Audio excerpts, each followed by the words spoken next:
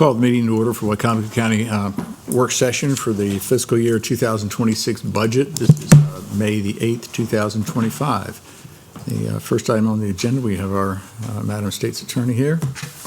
How are you? Good to see you all. Good afternoon. Thank you for having us. Yeah, very much so. Jamie Dyke, State's Attorney for Wicomico. Deputy State's Attorney, Scott Messersmith. Afternoon.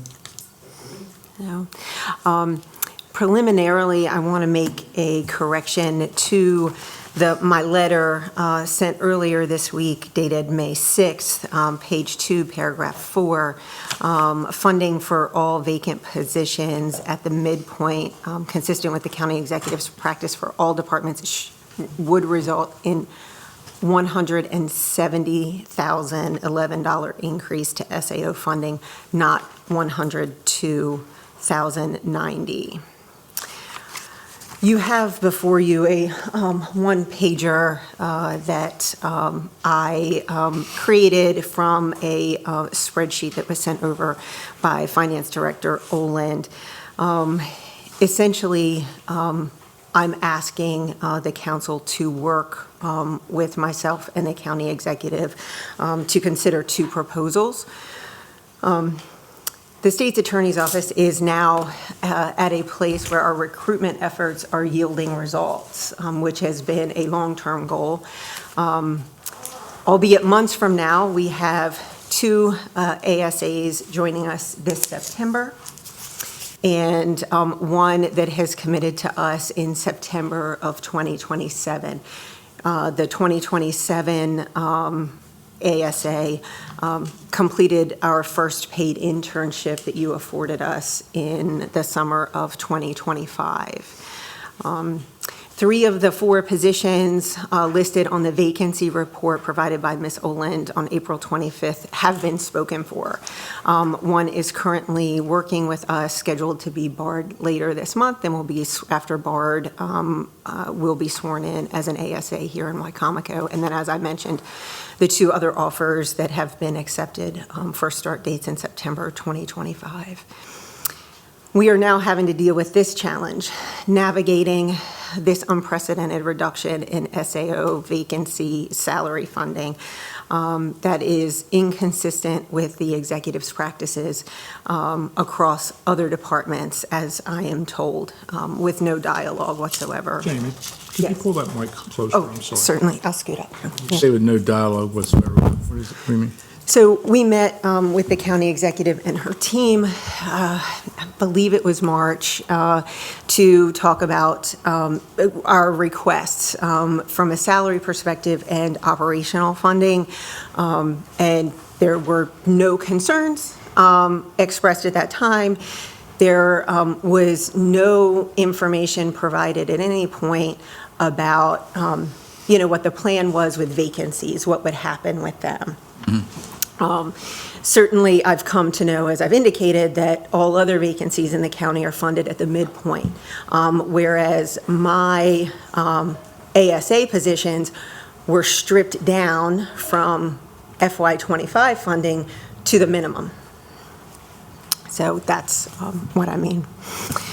The reality is that dealing with these issues take critical time away from protecting the public and are unnecessary and avoidable expenditure of energy better spent on what is our mission. I'm requesting that the council work to restore our vacancy funding to an operational and sustainable level. So much growth happens in the first 5 years of a prosecutor's work. ASAs gain experience that cannot be replicated in any other area of the law, whether it be private practice or at the Office of the Public Defender. Wicomico's best prosecutors are actively pursued by private law offices, willing to pay them more money than they make here. My most experienced staff could transition into defense work, making the same amount of money, representing only 4 or 5 defendants in any year, and make the same amount that they do now. Without trial preparation, much less work, much less risk, and less risk of reward from their quality of life. I can't offer them what they would get in private practice in that regard. My prosecutors, our Wicomico's prosecutors, are highly sought after, and they prosecute 40 to 100, the highest level prosecute 40 to 100 cases per year. Our training investment is high.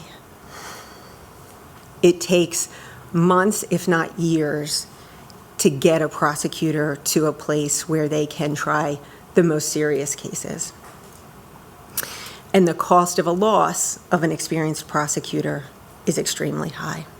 Today, I'm only asking for your assistance that the Office of the State's Attorney either be treated like all county departments and fund our vacancies at the midpoint, or to be recognized that the State's Attorney's Office is a constitutionally elected office whose needs and mandates are different than county departments. Maintain our fiscal year 25 salary funding, give all positions the standard county increase, and I'm asking you for a 2% increase to be utilized for merit increases, because without them, I will lose prosecutors, and we will be in the same boat again and again and again. The cost of option number 1 is $170,011. In the sheet I've indicated to you, it's the total amount on the right. And then the FY25 plus 5% plus 2% would cost $123,000 and a little bit of change. At this point, I'd like to turn over to DSA Messersmith to detail our retention challenges and talk about like line prosecutors' challenges. Good afternoon, Mr. President, members of the council. I thank you for the opportunity to come and speak before you today and say a few words to describe what it is that we do at a personal level at the State's Attorney's Office. I'd first like to say that I think all of you at one time or another have come to me, certainly have come to Jamie. The county executive and her staff have come to me, and certainly to Jamie at various times, to express gratitude for the work that we do. And we all appreciate that. It's important for all of us to hear that it's noticed, our sacrifice, if you will. But I wanted to make sure that everyone here understood as best as I can do in a few minutes about the life that a prosecutor and any staff member at the State's Attorney's Office lives, and that retention and recruitment is an issue because of the demands of the job. I just was picking my brain earlier today, going back through the names of the folks who have left. Of the past 2 years, I think we've lost about 12 staff members and about 4 attorneys. Out of, I think we have 16 or 17 attorney spots and about the same number of staff spots. We've gotten most of those folks back, but turnover is a stress. And recruitment and retention of quality personnel, as I said, is an ongoing issue. And it's because of the nature of the work. It's not a 9-to-5, Monday through Friday job for any of us, attorneys or staff or investigators or victims coordinators. Our attorneys and investigators are out at all hours of the night, 24/7, 365, at the scenes of homicides and motor vehicle fatalities, scenes that are fairly gruesome, as you may imagine, heartbreaking, and they take a toll, and memories of those scenes stick with you and take a toll. As a personal example, about 2 weeks ago, I got home on a Friday afternoon from the office, and I was hoping to sit in my easy chair for a nice Friday night. Until about 7 or 7:30, I got the call from MSP Homicide that there was a murder in Fruitland. So off I went to Fruitland and was there working with law enforcement until about 5:30 or so the next morning when I got back home. By that time, they'd gotten all they could get out of me without some sleep, so they sent me home. The detectives kept working. And it's not just me who does that. We all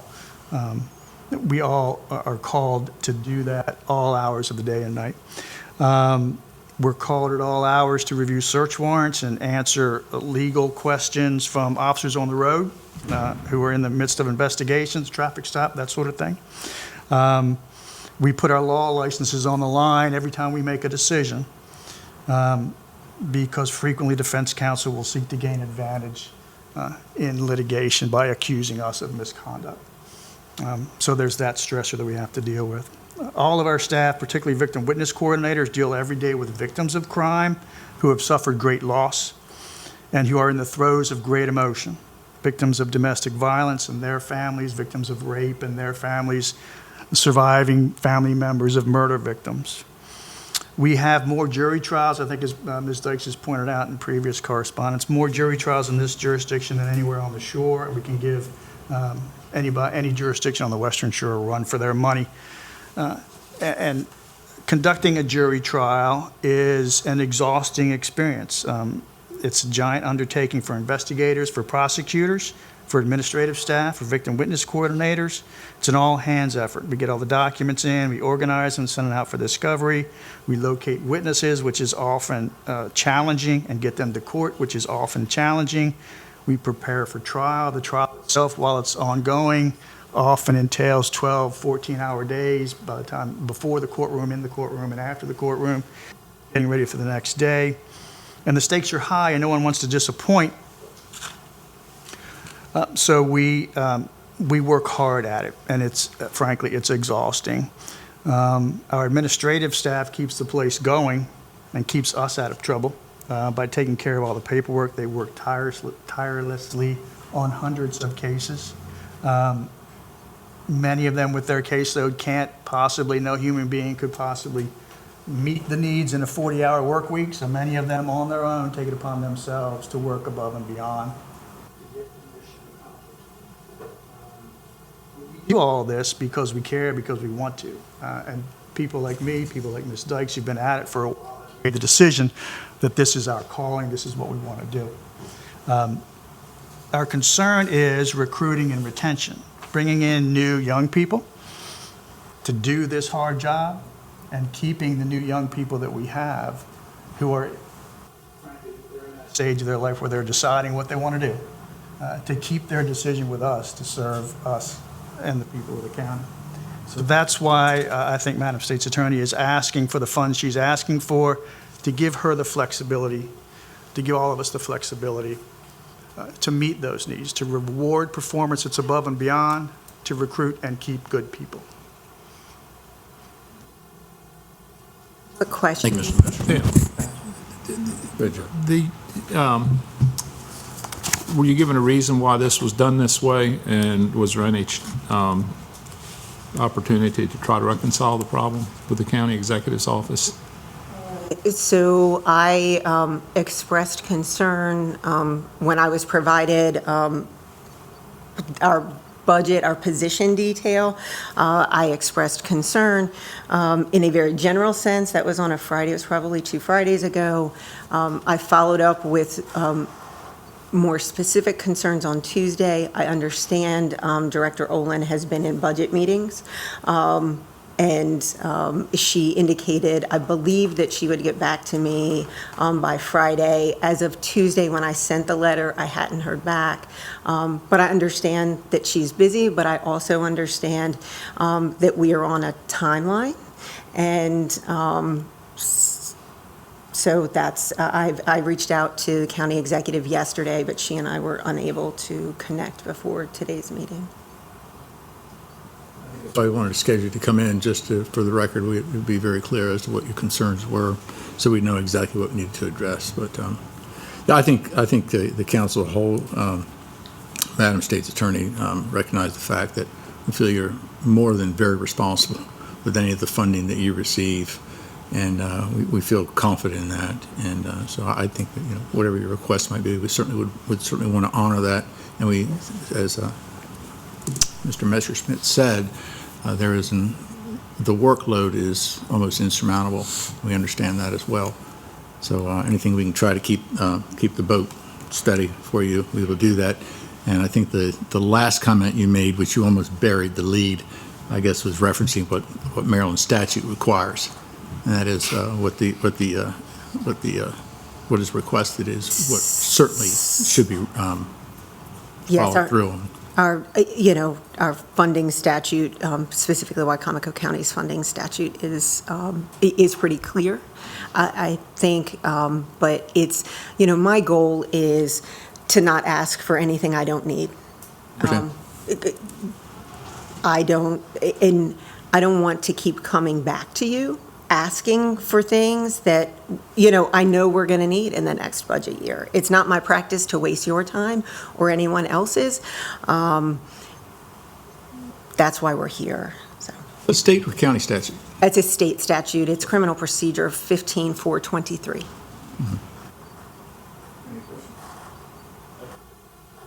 I just want to say that the work that you all do is nothing short of remarkable, your whole team. Much of it is unknown by the public, by design. And I think it's important that you have the tools that you need in your toolbox to do the work that you do. And in this case, that tool is money. And let's face it, money makes the world go round. What you do is very important to our community. It's part of the public safety world. So I support what you're asking. Yeah, and I think another assurance for you as well is that we do anticipate other cuts that we're going to have to make. And as so, we can then put in the request, because as you know, just as everyone here knows, we can't add to the budget, but we can certainly make a request. And I think as long as we're showing commensurate cuts, we should be okay with all that. Can you run over your request one more time? Certainly. You want the refunding, correct me if I'm wrong, the unfilled positions back to the middle? So that's one option. So the more expensive option for the county is practice that is consistent with what I understand the county executive's policy as of this budget session is, and that is bring everything to the midpoint, right? Okay. Any vacancy, bring to the midpoint. Okay, so that's one request, and then you wanted the 3%? Or, Wait, I didn't get that one. Okay, I didn't get that sheet. so, Okay, I'm sorry. No, that's okay. So the first request, or option one, is the last column on that sheet, Joe, at the bottom there, it's Yeah. 170.11. And then the second option, which is less expensive, and I think all I'm asking for, is the 123.135. And then you wanted the, So I want FY '25 funding to be maintained for those vacancies, not reduced to the minimum, 5% for those positions to bring them up, and then to what the county, the standard increase for everyone, and then 2% of my entire salary budget to permit merit increases for employees. So that are working, have shown, like young prosecutors who are showing great promise and are meeting standards and goals. That's primarily what that would be for, but for all staff doing the same thing. so you're saying you would get the 5%, and I think the county executive said a 3 and a 2, right? And then, She actually gets the full 5. oh, full 5, okay. And then, but you want 2% more over that. Okay, all right. Okay. Yeah, if I may, Pamela Lynn, Finance Director. One misstatement is that all departments go to the midpoint. Corrections, sheriff, and historically, state's attorney has been going back to the starting point because that is where we're assuming they're going to be hiring at. So that has been historical practice for those three departments. As for this department, sheriff, and circuit court, we just gave them the 5% in July to be able to spread across however they felt they wanted to spend that 5%. So instead of doing a 3 and 2, it was a full 5% in July. And thus, if they decided this employee only needed 4 and this employee needed 6 because of performance and that kind of stuff. That was the intention, and that was attempted to be described to the 3 departments. Last July, or for this coming July? For this coming July. Okay. So again, other departments were given 3% coming in. The new budget. Yes, the new budget, and they are getting their full allocation of 5% in July, of first full pay period of July 2025. If I might, so I will stand corrected if I'm due to be corrected, but historically, I've never seen a position with the state's attorney's office, to the best of my knowledge, be struck back to the minimum. That is something I would have noticed. That is, I believe that that's a new practice. Regarding the 5%, 3 plus 2 is a little bit more than 5, but it's 5%. Would be very difficult for county departments to get 5%, and then to tell some of my people, while the rest of the county gets 5%, you're only worth 2 or 3%. So the merit piece of that is important for staff to understand their value. So the 5% is based on 2025 salary. So they get 3% on 2025 salary in July. They get 2% on 2025 salary in January. So it is not additive to July's number, it is additive to June's number. So it is strictly a 5% number. Well, any other questions? I got one. Looking at the spreadsheet, it looks like, and I don't know who wants to take this one, it looks like 4 positions have decreased in salary from FY '25, or from the '25 actual annual salary to the proposed FY '26. Those are Yes. most Is that likely correct? those are most likely due to vacancies. Those are the vacant ASA positions. So that's what I mean about stripping down, right? So that was that FY salary funding for those vacant ASA positions. This is the first time I recall seeing any assistant state's attorney vacancy positions stripped down to the minimum. So And if I was looking to put in an application for one of these jobs and I saw what this position was being paid this year / last year, whatever you want to call it, and what it's going to be paid, I think I'd probably wonder, why am I potentially being paid less? Is that? they're vacant positions. So, but yes, Okay. and Director Olins respectfully indicates that they're most likely going to be hired at the starting rate. We have people that apply with us that have experience. I need the room to be able to pay for that experience if they have it. And so that's where conversations might be helpful. The other thing is with the change that council made, that they have a dollar amount. They have the ability to hire above that number if they have salary savings. So if they're not hiring till September, 3 positions, they've got 3 months of an $85,000 salary on 3 positions that is saved. So that is available to them, that we don't have to come back to council and ask for the $85,000 to be increased to whatever, as long as there are savings within their budget. That is how this was crafted. I'm just giving the council the information associated as to how it was crafted. But it's an annual amount. So it's, while there might be a savings of a quarter of a year, to the best of my knowledge, I've never known that I could add that to somebody's salary. Well, you can, because we took you out of before this year. 2020-09. We couldn't before this year. Right. So, and what has also been posited as a potential solution is to take money from other vacant positions. My concern with that is that seems, that seems not honest about what our actual needs are. And the council has awarded money in these positions for this reason, and I prefer not to have to do that. And if you do that, then you Then I basically, can't fill you can't fill the position until the next year. Right. Yeah. Or she would just come and do a budget amendment with you guys, like how it's happened before. I respect you. This exact struggle that the state's attorney is saying is the same exact struggle of every department head because of 2020-09.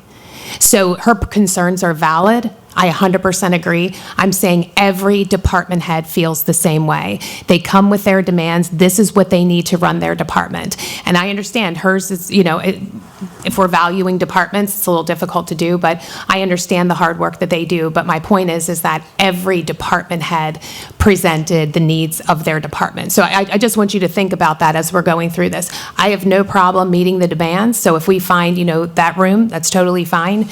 But I do want you to know that every department head put in the things that were important to them and making their department function. Right. If I might, and I mean no disrespect Sure. when I say this, but this office of the state's attorney, like the office of the sheriff, are constitutionally elected positions, and they are different. And the constant reference to a department, equating me to a department head really ignores the gravity of my responsibility. I think the council's always respected that. No, Oh, yeah. Right. Well, And I don't mean that anybody hasn't, and sometimes it's an easy shorthand way of referring to a group of individuals who were responsible for, right, in a budgetary sense. So, thank you. appreciate you taking the time to come in and explain it. Very No, much so, Mr. thank you. Messerschmidt. Thank you very Thank much. you. Yes, thank you both for coming in. Yeah, I of really course. appreciate it. Thank you. Thanks. Have a good afternoon, and good luck with your very difficult decisions. Thanks. So.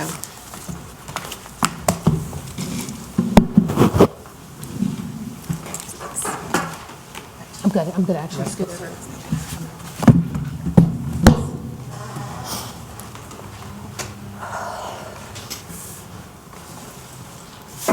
I think we have other areas that we wanted to look at. One of them was salaries. I know there's a sheet that was provided for council by Ms. Chutel.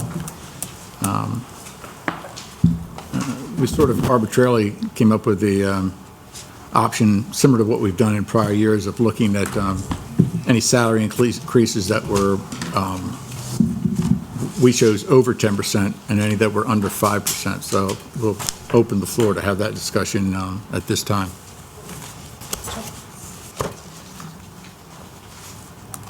I mean, the over 10% are the ones that we have described to council previously of similar to the state's attorney's argument to maintain a staff level and to maintain highly qualified people. We as a county need to recognize those employees for their contributions to our county. We have been significantly underpaying some of our departments, department heads, deputy directors. Those that have been with the county for a while have been harmed in this effort. We have a structure right now that it would behoove department heads to resign and reapply for the job, because if you come in as an outsider, you're going to make more money than a department head who's already here, who knows the county, knows how we work. So we are basically saying that it is better to be an outside candidate than being an internal candidate or being an internal person already for some of the department head positions.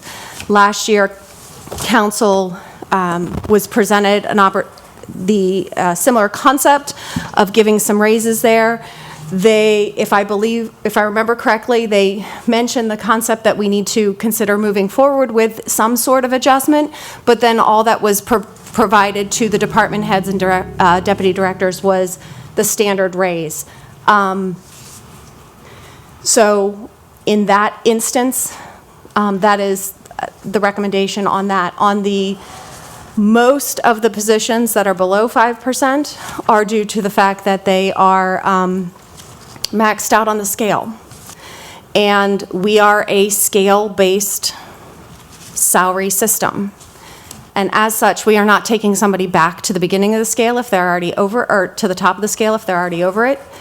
But if they are over it, we are not providing them additional compensation up to the 5%. Those are my general comments. If you have specific questions about individual lines, please let me know. We talked about the 5% a couple of days ago. It would be nice to revisit that and to know exactly what that impact has been by not moving that person, by not giving that person a raise at all. How that might totally impact the budget as a whole. So again, the question I'm asking council, I can calculate that number for you. I didn't realize that that's what you were looking for me to do. I did not write down that as one of my questions, so I did not calculate that amount. But does council want to continue to break the scale?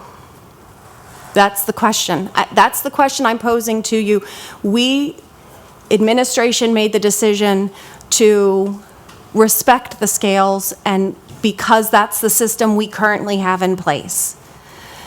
If council is not interested in continuing to further break the scale, I can calculate the positions that are not getting the full 5% and get you that number probably tomorrow afternoon.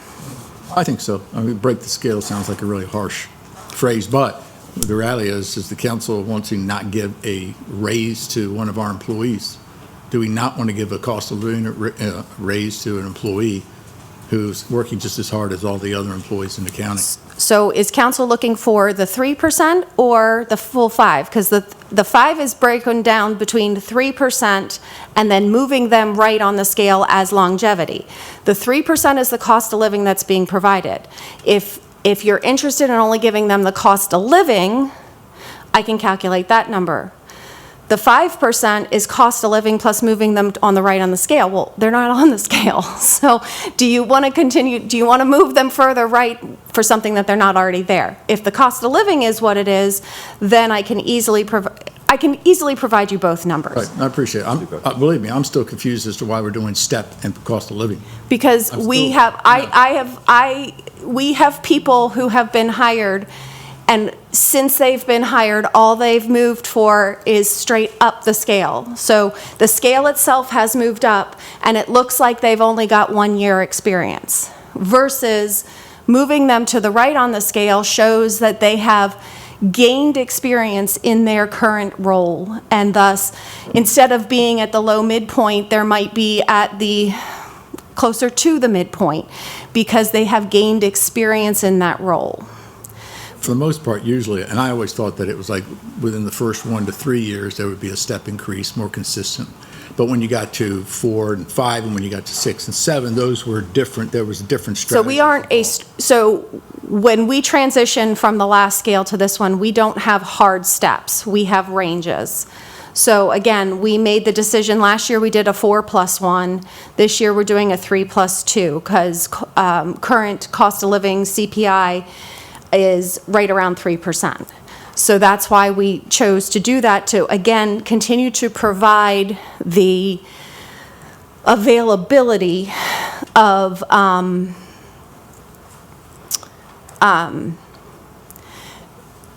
showing growth in the position, not just growing the scale. I can provide 2 sets of numbers tomorrow. I can provide a 3% number, and then I can provide the 3+2 with it being a January implementation, which means that in the budget, it's only a 1% impact because we're only doing 6 months. So I can provide that information in both ways to you tomorrow. It would be both salaries and FICA. I think we could leave it at your discretion as to how we could, come as close as we need to and salvage what you'd like to salvage, but still meet the end goal. Well, Whatever your my recommendation. recommendation would be if council is interested in providing the cost of living aspect, that would be the 3%, making sure everybody at least got the 3%, even if they're outside the scale. That would be my recommendation if council doesn't like those zeros. Well, am I right, what was furnished to me, that the total increase in salaries across the board in the county, and I don't know if this includes the sheriff's department or not, is around 3.5 million? I did not bring a copy of all of my emails that I provided to Laura. Actually, that didn't come from you. Okay, so council asked very specifically for those on the M scale and on the correction scale, and I provided that information to Laura to provide to you. So let me go where I was going to go with this. Say it's $3.5 million or a little more than $3.5 million. I look at two things here. I look at fairness and morale, and I'm going to use those words.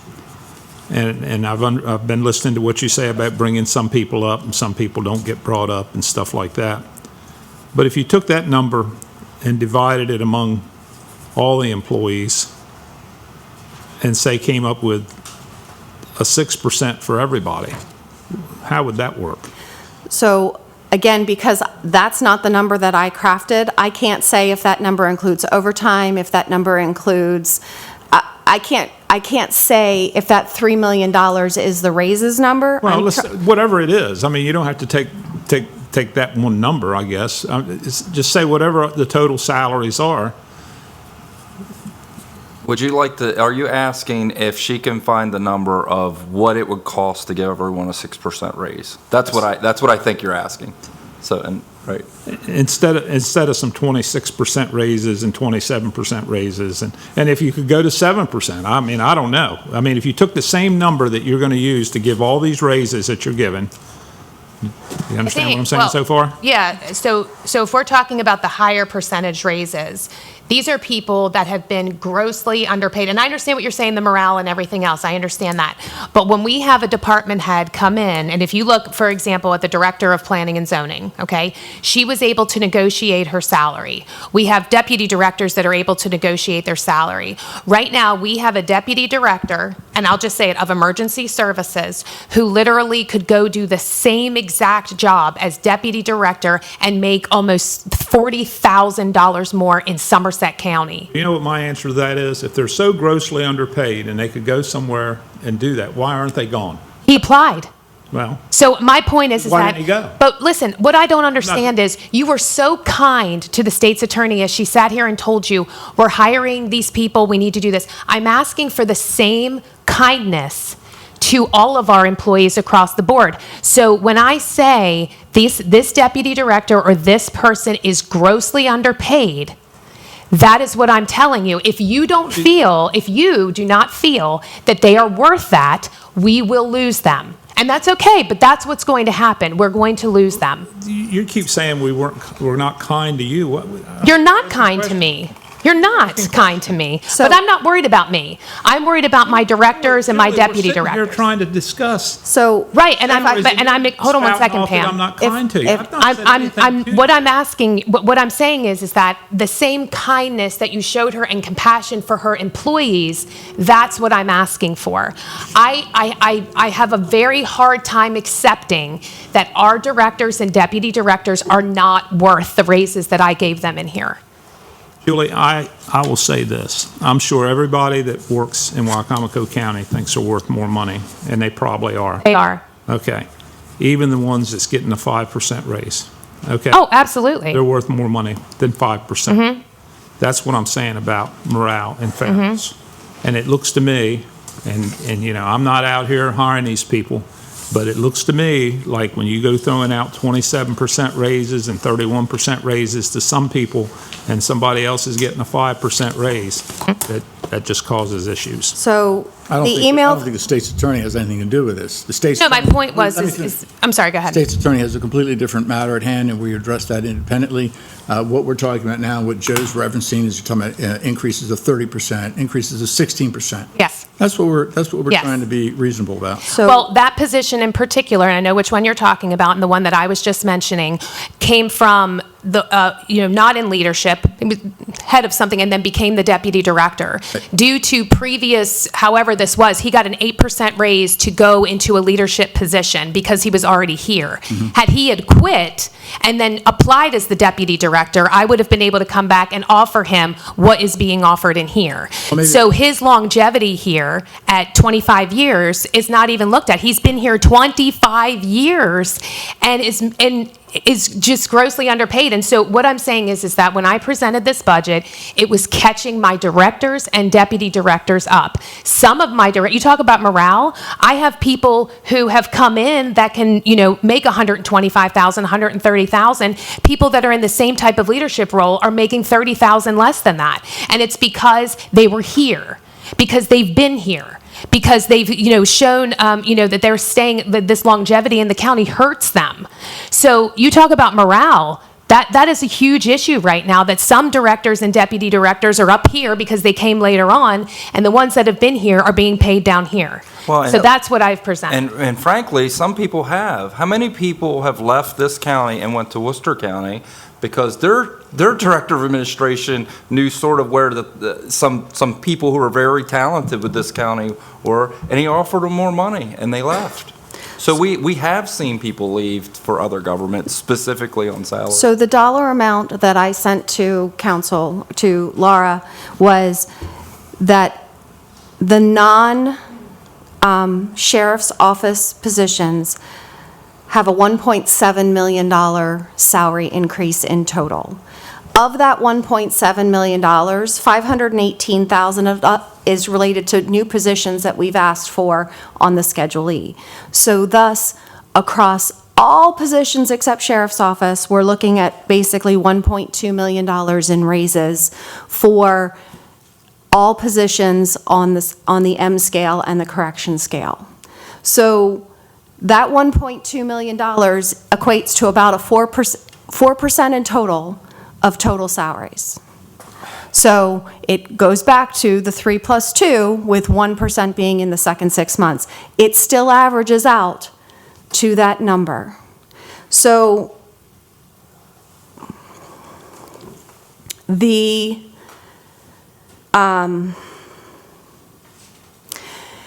I hear what you're saying, Joe, about but honestly, at this stage of the game, and with 2020-09, literally every employee would have to be touched.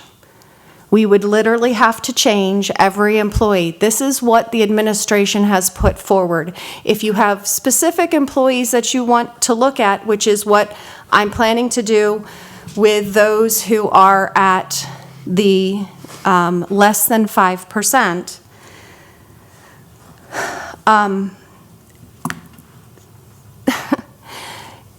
it was weeks of work because of. Be changed anyway if you give them a raise. I mean, Yeah, but the raises have already been calculated. But what I'm saying is if you want me to recalculate every employee, that was weeks of my time, my staff's time. John, why are we even here talking about this if we're not going to change anything?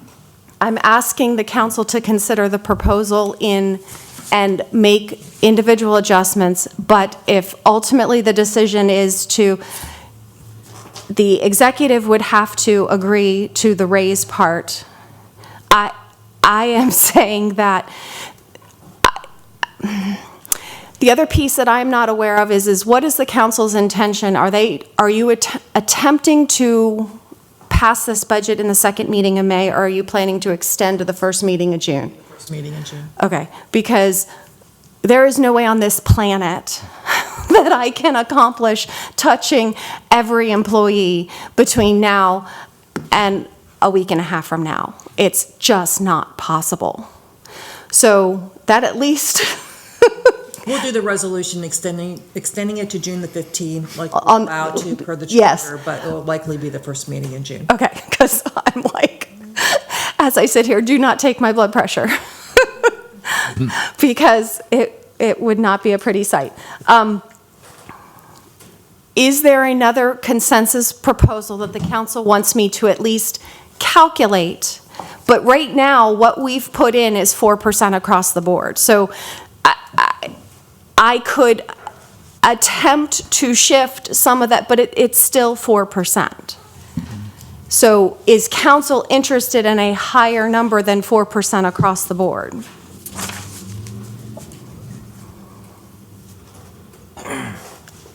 Again, I would leave it up to your discretion. I think what we've proposed is what is financially feasible at this moment.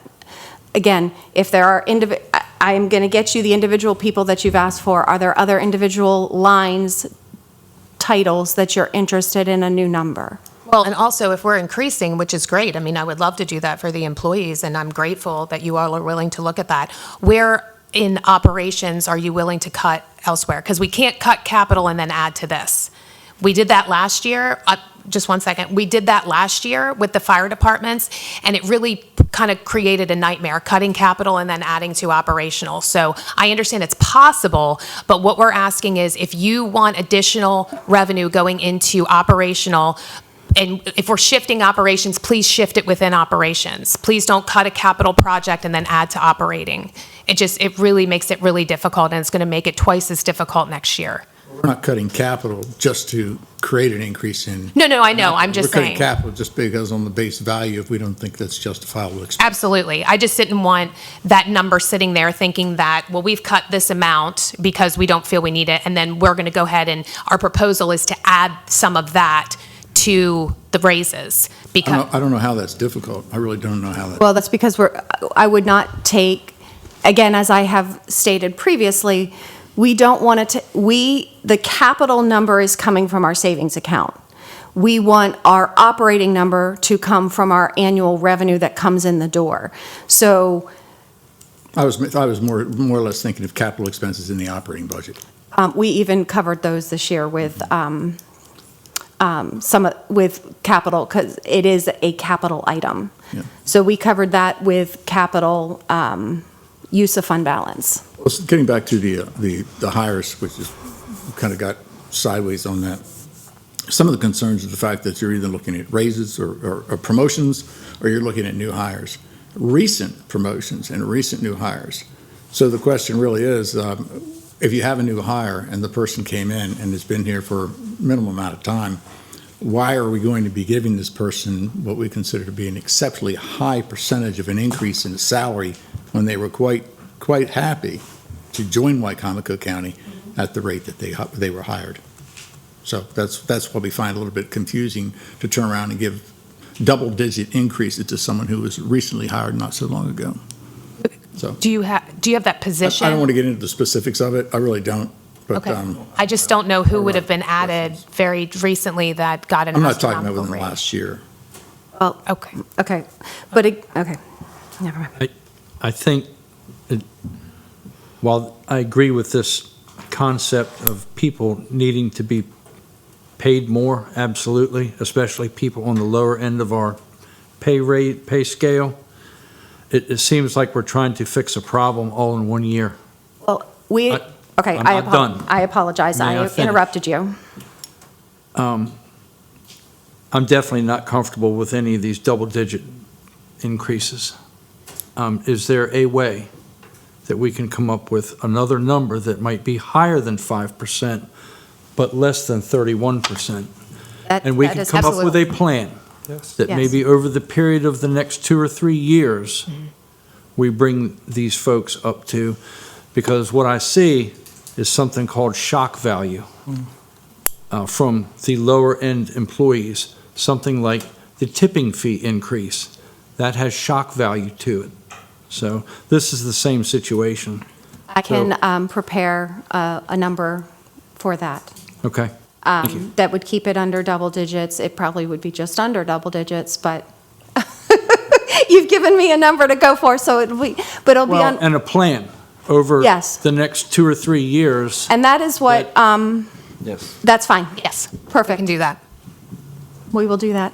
So you're looking at 9%? Is that, I mean, you said 9.5. 9.99999. God, Laura. really? No, It's gonna. No, I'm just teasing, yeah. It's gonna be different for each position. I mean, because some of the raises are like 11%. Right. And one of them, I think you said was 20 the something. max so- would be 9 So, or 9 and I don't know. We'll work on it. They're gonna and be come like a- back. I will come back. It'll be between 9 and 9.5. They're going to be like a gas station. It's going to be 317.9 cents per gallon. Yeah, We we'll do look at pay on round dollars, so. See how 9 works out. Yeah. sure. That's a good recommendation. Yep, that really is, thank you. Yes, Josh. I know Mr. Schmeckel did want to actually speak. I don't know if you still do, but I just want to say, I try to say this every year, but in general, speaking at the 10,000-foot level, it's nice when we have a salary survey. We have, we have our general range, and then we give a cost of living adjustment, and we try to keep things proportionally no matter where you're at. And I know that some of these jumps that are quite dramatic, I guess, or is what I've heard. Some of them are still on the mid or lower scale, so that's why it looks more percentage-wise like a bigger jump. But I guess in general, I don't like each year that we kind of monkey around a bit with the salaries a bit and with certain people, and it just throws things off kilter. And it stays off kilter, and then every year it continues to add to that. So I guess in general, and just speaking in generalities, it's best when we can have a specific system that is based on actual survey data of understanding, and then stick with that. And So. I know you understand that well. Yeah, And I'm so understanding. I will state that, again, last year, council graciously provided to certain of the larger increases, anybody who was up to, I think it was 10%, was allowed to have their, or anybody who, if it was over 10%, I think it was under 60,000 or under 50, I can't remember the number. 60. They could have their whole increase as well. But the ones that were outside of that deviation weren't provided the ability to, be at the 10% or whatever. So we missed the opportunity last year to, start the phase-in, which is fine. The other piece, to go to your point, is that we do have this salary survey. We have,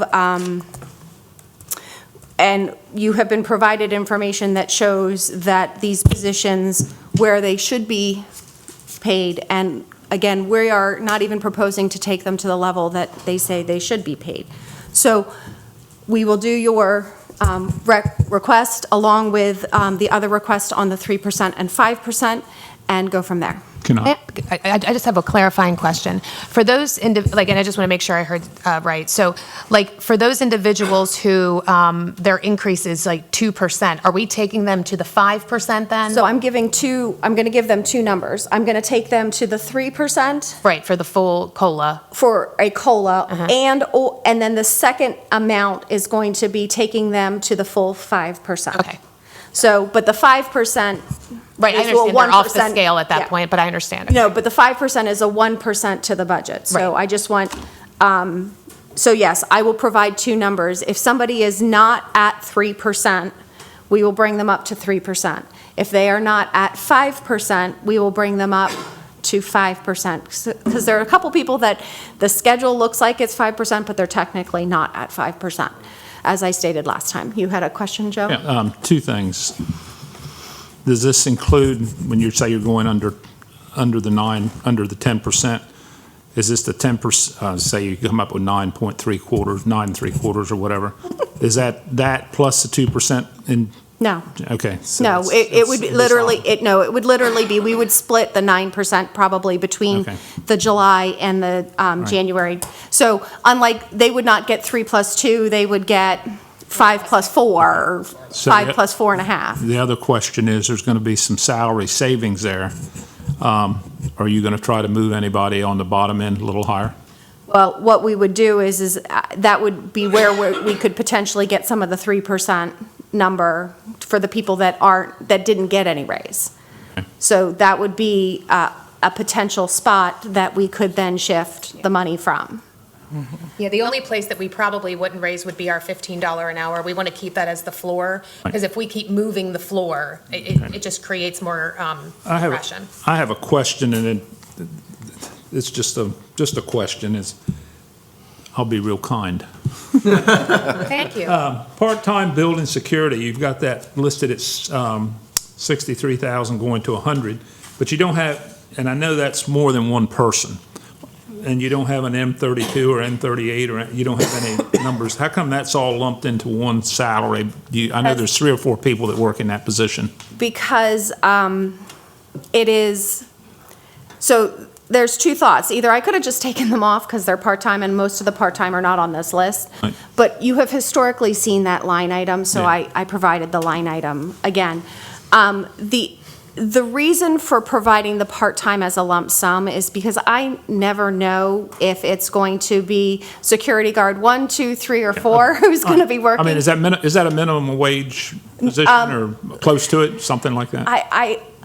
I can't remember, but we do provide them the scale raises that we provide Okay. our All right. full-time people. I just So picked that up in there. the number is intended to allow for the growth in their amount, based on the wage increase that we're doing to the full-time. I just picked that up. Yeah, it's just one of those, with a part-time position, unless it's a very specific, that this part-timer is being hired for 6 hours a week, 52 weeks a year, it's very hard to assign a dollar amount to them because, this pay period, they took a day off. This pay period, somebody else filled in for them. This pay period, we had a council meeting that went to midnight, and they're still down there. So That's what happened one time. One time. One time.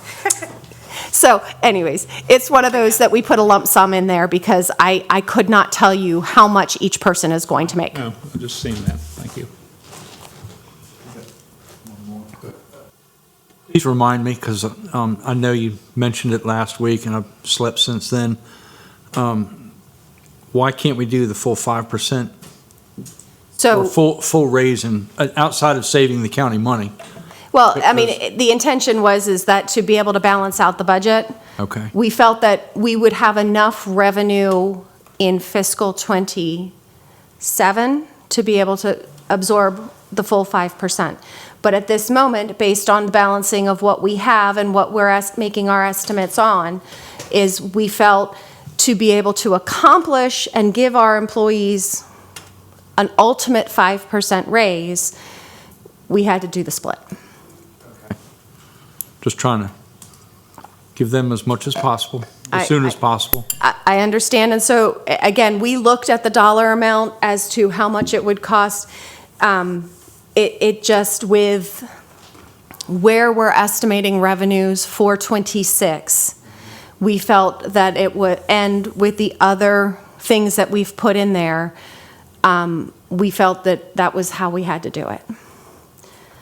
Thank you. Yes.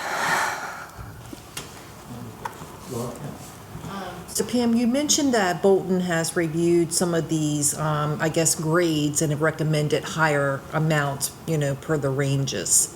Did they review each individual position as well in the county, or are they just focusing on these grades and saying it was at this point on this specific date, now it should be here because of inflation? So they looked at the scale in total, and then so that's the one schedule I sent to you. They looked at the scale in total. That scale is larger than the scale that we're proposing. Right. And then secondarily, they, unless we're going to pay for a new study for them to look at every position again, they look at the positions that we take to them and ask, like on Schedule E, there's one in finance that we said, hey, this position we feel is not on the scale based on the amount and the volume, not even the volume, the amount of work, the assigned work, how it compares to the other things in those grades. So that is how we operate under the salary scale that we have, is that the scale was set back, I believe, for fiscal 20, I took this job, it was fiscal 2022, I think. Because that was the first budget that I did the whole budget on, and I believe that's when we implemented the scale. So they, whole host, looked at everything associated with every position within the county and graded them all. Since then, additional tasks have been assigned to positions, additional information has come forward as to what those positions have done, and so each budget year, we ask the departments, do you have positions that you feel are not on the scale at the appropriate point? Please fill out a position description questionnaire. We call it a PDQ. We will then submit that to Bolton and have them re-review it and make a determination is it on the scale still at the right spot? And sometimes they come back that, yeah, they are on the scale at the right spot. Or they come back. We also, because we are looking at sometimes individual people, they'll come back and say, well, the position itself is graded right, but the person has more experience than where they're on the scale. So maybe you don't need to raise the scale number, but you might need to raise them on the scale because they have more experience than what they have been given credit for. So with the 3%, would you have to take those positions to Bolton in order to do the 3%? No, the 3% is just the whole scale moving. Okay. Again, Bolton gave us a scale. We said we couldn't afford that scale. We brought the scale down, and that scale went up 3%. And then we're saying people who've been in positions are getting the 2% because they have longevity with the county.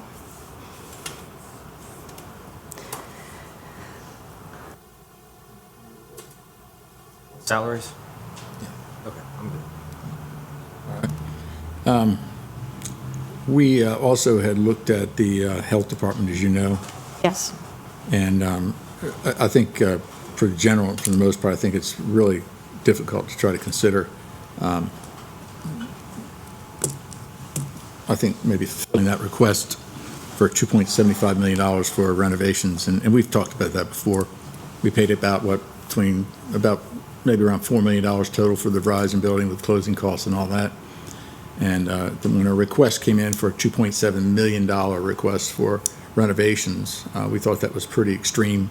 And the fact that, to my knowledge, we haven't even received an itemization yet of any of the costs to justify the $2.7 million, let alone maybe $500,000. I just don't see how that's going to go through. We're just letting you know that because it is in the budget. Yes. And you've told us before, well, you approved it in the budget, so we want to make sure that we're not approving it in the budget if it comes to that.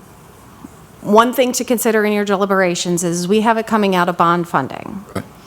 And I believe I sent to Laura the timeline to accomplish bond funding for this coming fiscal year. The first reading of the legislation for that to make our timeline this year for any of the projects that are under bond funding, not just that one.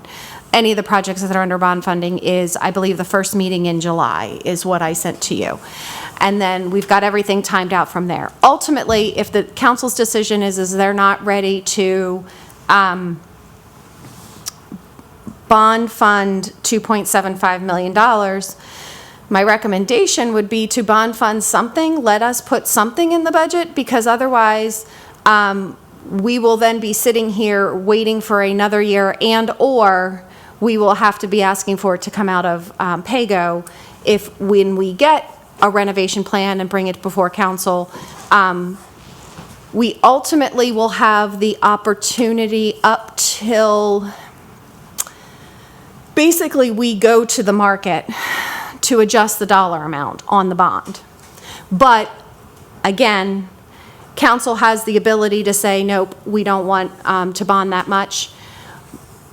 Giving us the authority to bond, though, does mean that we have to have the authority in the budget. If we don't have the authority in the budget, then we can only bond the amount that council has agreed to.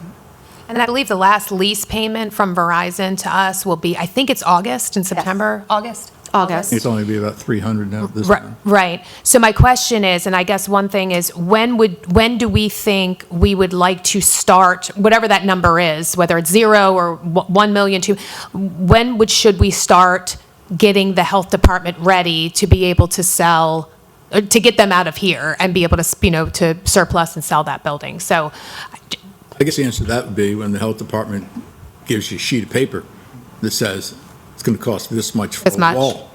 We have nothing. I mean, I agree, and we in trying to meet some measures halfway or something, but we don't even have, how can we even say, okay, we're going to go from 2.75 to 100,000? We don't even have a figure. We don't even have one item. So we have estimates, and that is unfortunately how we do most of our budgeting is they are estimates, because until you actually put it out to bid, you don't know anything in certainty. Again, ultimately, one of the recommendations I would have if council is considering cutting that number is that then we then potentially look at maybe the Pittsville Tower rebuild as being something that we move to a bonding aspect. So that way we free up some pay-go funding that when we do have a number, we can come back to council and we're not doing the $1 million for the Pittsville and the $2.7 million. Maybe we borrow the $1 million, that project would have its available funding. We can start all the preliminary stuff, and the available funding would be available November 1st, basically, is when bond funding is available. The other, I would have to talk to the library to see if they could wait till November 1st for their funding on the 866. I don't know the answer to that question off the top of my head. I can ask it if council is interested in that concept, but I would be interested if council is considering cutting the 2.7, that we consider looking at shifting some of the pay-go money over so that when we do have a number for the Verizon building, we can start. We can start. Yeah, go ahead, what were you going to say, Bon? Well, it sounds to me like your question's one of process, and it sounds to me like what we need to do is go back to the health department and say, hey, why don't you put this out for bid, get us good numbers, as well as exactly what you're asking for, so we'll see the RFP, and then before we award, whoever wins the RFP, you guys come in front of council and you say, this is the amount the RFP yielded, and this is what would happen to the building. And then that way you would have a real representation of exactly the changes we made, along with the dollar figure. And maybe you say, well, you know what? You don't need an extra elevator or whatever. Maybe we can trim it here.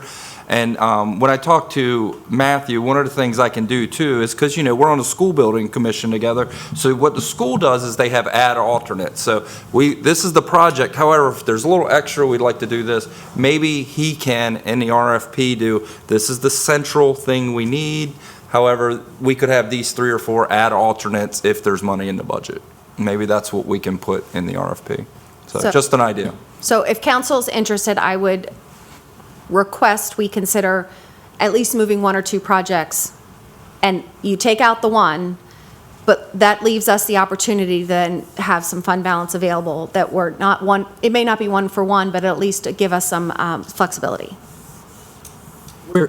Where is the health department now is it in design or? I think the RFP for the design is on the street. I don't know the opening date. It's hard to say. I mean, it's hard to even say when we don't even have the slightest clue as what this is. I've never. Which I get. So, Yeah, I understand. again, if council is interested in cutting that, I would ask that we consider shifting a couple things over. We might want to make that recommendation because it'll probably get cut. Okay? That's, Yeah. Can you My talk to question Matthew is, too and maybe go through When you that? were here before, we asked about estimates, and they said there wasn't any estimates, but you so again, we say have, you do have estimates. well, I mean, the estimates have been created internally based on knowledge that we have as to the cost of renovating an existing building. We do not have anything from any outside entity that says it's going to cost X, Y, and Z to do this building. It is an internally generated estimate, which I believe at this point in time is not something council's interested in, which is fine. Any other questions? Do we have anybody interested in the current building? Yes, Okay. yes. 2 people have actually reached out. I know you can't say, but Yeah. I got Yeah. it. You could probably guess. Yeah. Well, and But- sort of what we tell them is, look, because one of them thought we could just outright sell it, like, that's not how this is gonna go. Right, There's right. gonna be some sort of process where if multiple of you wanna compete, that'd be great, it'd be great for the county taxpayer. Has to be put out on bid, right? Yeah, we will. Yeah, we talked to John McClellan. He's ready to go because he thinks that there might be, right now, I can at least say this, both people that are interested are local, but he thinks that there might be outside entity wanting to come in, so that would be beneficial. That just helps us, so. Yeah.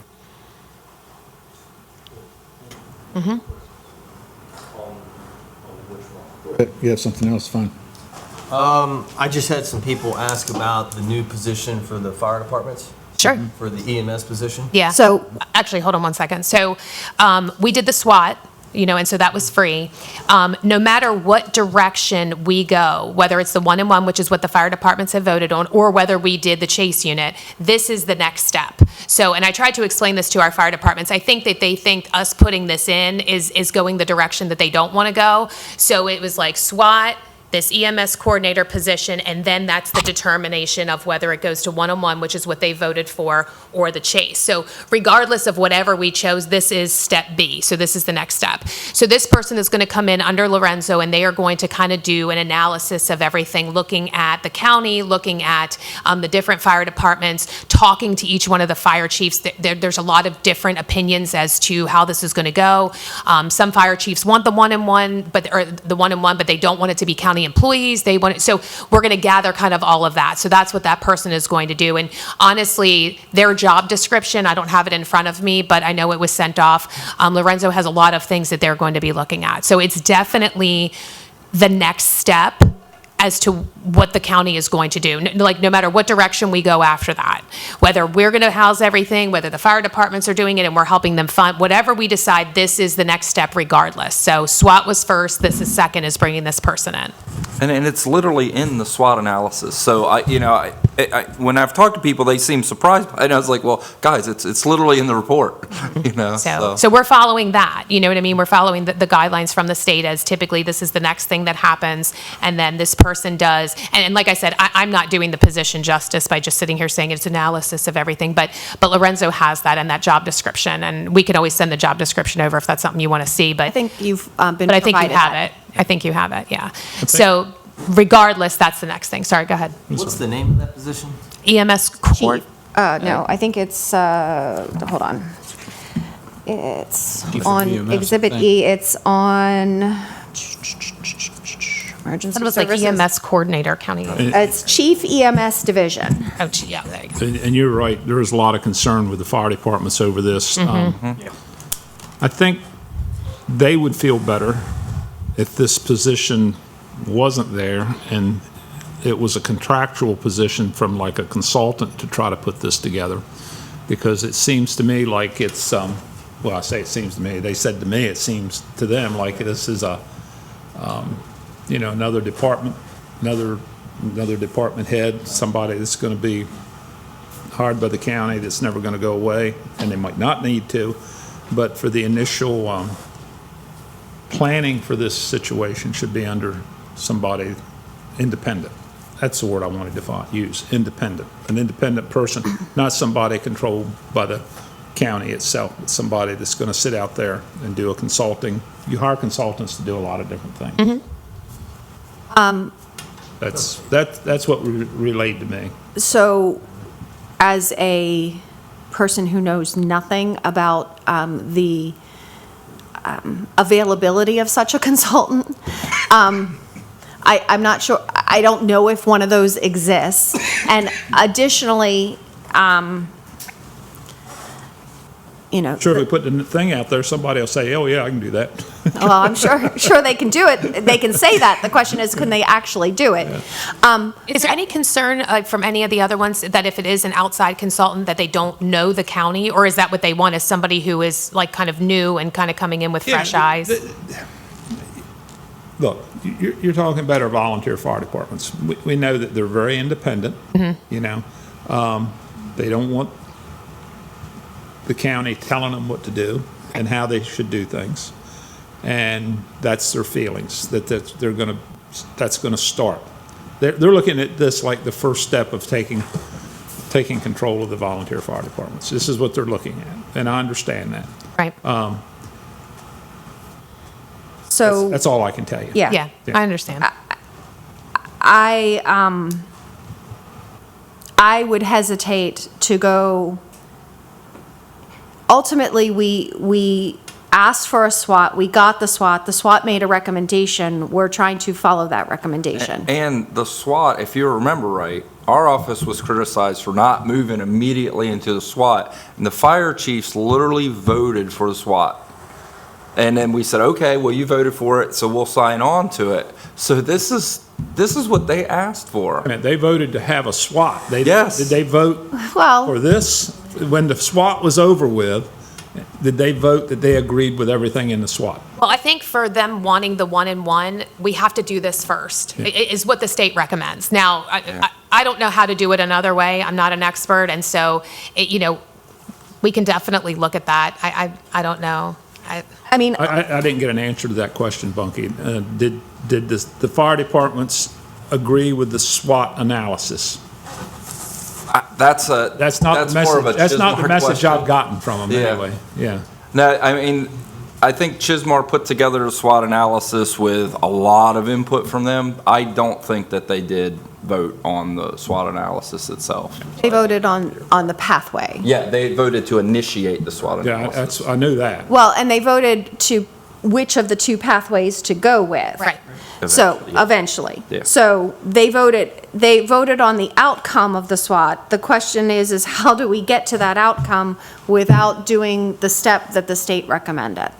And I know you guys, are aware, and I know the fire chiefs are, this is going to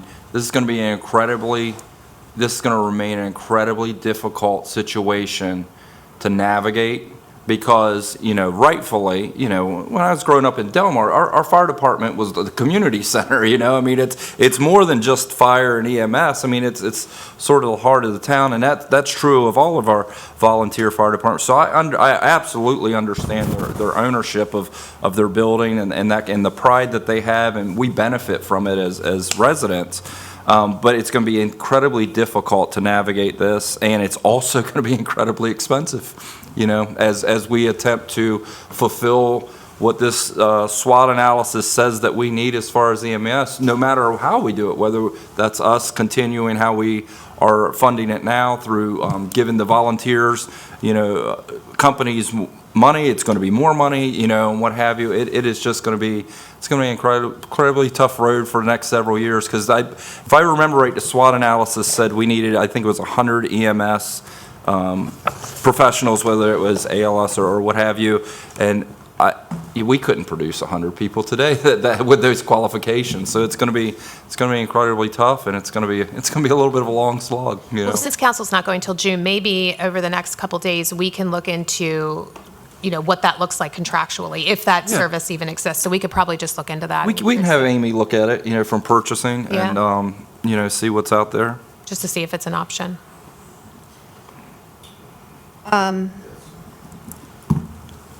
So right now, what I have on the list is the 3 and 5, the 9.5 number.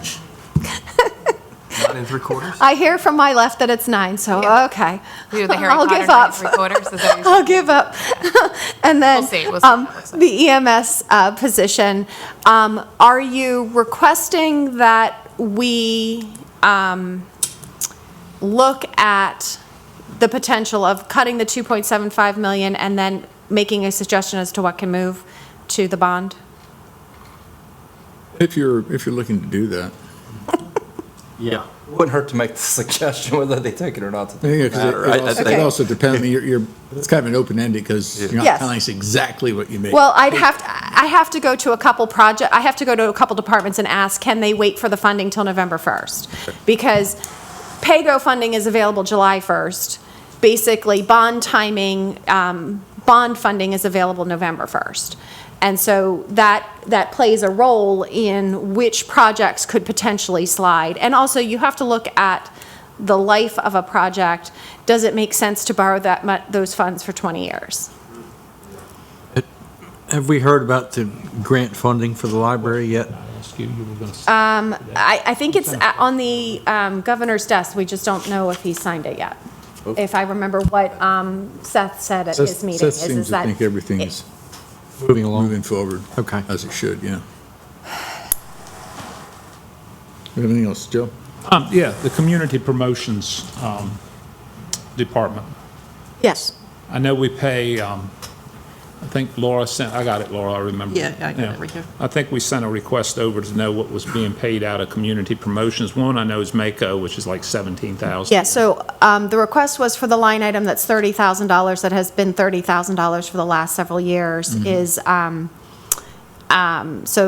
that was the request that I got. I got it an hour or so before Yeah, this right, meeting. yeah. So I can tell you the biggest number of that $30,000 is $17,000 to Mako. Okay. So I was looking at that, I think you got in there 45,000. Yes, it went up $1,000 from last year. The additional $1,000 was intended for the Commission on Women, is what we were asking for. Is, a department that small, and it was created when Rick was here, and I think there was a little bit of misuse over the years of it being used, for different things.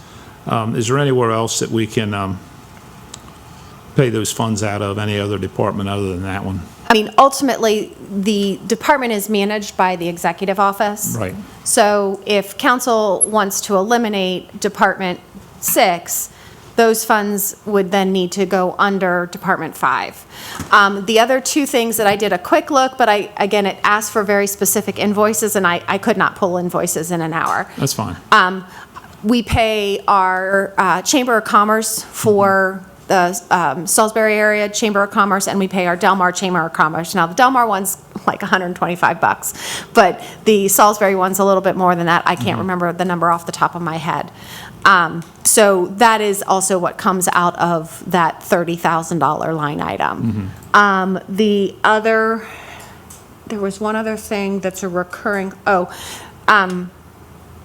we pay the subscription to the, the Daily Times out of that line item as well. Otherwise, I will get you guys the invoices, but it'll be. You don't have to do that. Okay. That's fine. We have a Okay. general idea. Yeah, I mean, That could be moved to the county executive's office. that's fine. I can propose all $45,000 move to the. Well, I don't know about that. Well, again, we will zero out that suggest account, and that. I will propose that we move the 40. Be that kind. Don't get carried away. I'm being unkind again. So, I mean, we can eliminate the concept of the. I mean, does that council have consensus on that? I mean, is that something that you all? I don't, what was the total that was, I was trying to pull up the invoice. It's $45,000 in total that is in. No, I was trying to find the invoice for Mako. 17 and change. 17, yeah. I kind of always thought that was already coming out of it, because I never really knew what, it's the first time I've seen a Mako invoice, believe it or not. That doesn't include for the conference, John. That's just That's the just yearly dues. that is our fees to be part of Mako. Yeah. I had always just presumed that was coming out of the executive budget with meetings, seminars, and conferences, because there's an $18,000 line in there for meetings, seminars, and conferences, so I assumed that's where that was coming. No, that's actually attending Mako, is what the meeting, conferences, and the line is. This is for the county to participate in Mako, and then to be able to participate in Legit is the 17. What's the contingency for? Did I miss that? Did we talk about that? The 40, the 14, the $15,000. I did not, because it said the dues and subscription line, I didn't pay attention closely. I'd have to go back and look at what that is. It'd just be nice to know. I mean, It's always- I know the growth of the $1,000 is for the Commission on Women. That's what's in there. I do know that, I believe we pay for the legislative breakfast out of the, Well, if you want to put it together, that'd be great. Just give us a. So, yeah, I can, we pay for the we pay for the legislative breakfast out of there. It's kind of funny. We have to buy when county departments need flags. So there's ins and outs. We buy the flags through community promotions, and then the department through a journal entry reimburses the community promotion. I think this will simplify things. So again, We used to bury people out of, we used to have a burial fund at one time. Oh, I was for- gonna- no, I this don't is, think no, any this is- funeral costs This is the come out of it. county flag, like, when one of our county flags has, is no longer looking good hanging on the flagpole, it's paid for out of this department, and then the other department reimburses this department. Rather So than that's why. belaboring it, we'll get you all the invoices, that way you have them. Yeah, so that'd be great, yeah. So again, we can transfer those funds and needs into the executive offices if that is the council's will. I don't have any problem with it where it is. Again, that's ultimately That's right. council's We'll will. get them the line. What's simpler? Like for you? Simple is just leave it where it is. Well, if that's Because, there, I'm I fine mean, with it. leaving it where it is means that we already have the coding for the invoices that typically go through there. I mean, so I don't have to retrain myself or any of the staff that, hey, this is now going to this line item versus this line item, because again, you do get into a habit of, every year in July, we pay Mako, and we pay for it out of the community promotions dues and subscriptions line. And so they'll pull up the old invoice and go, yep, that's where I code it, and so it goes forward. Any other questions? We've talked a lot about gift cards recently. Where do they come out of? Community promotions or one-time expenses or? So it depends on who is doing the purchasing. So again, I know Rec and Parks was here for, when they were talking about Governor's Challenge, that comes out of the Governor's Challenge budget. I believe LMB makes some purchases of gift cards associated with their programs, so it would come out of the LMB budget.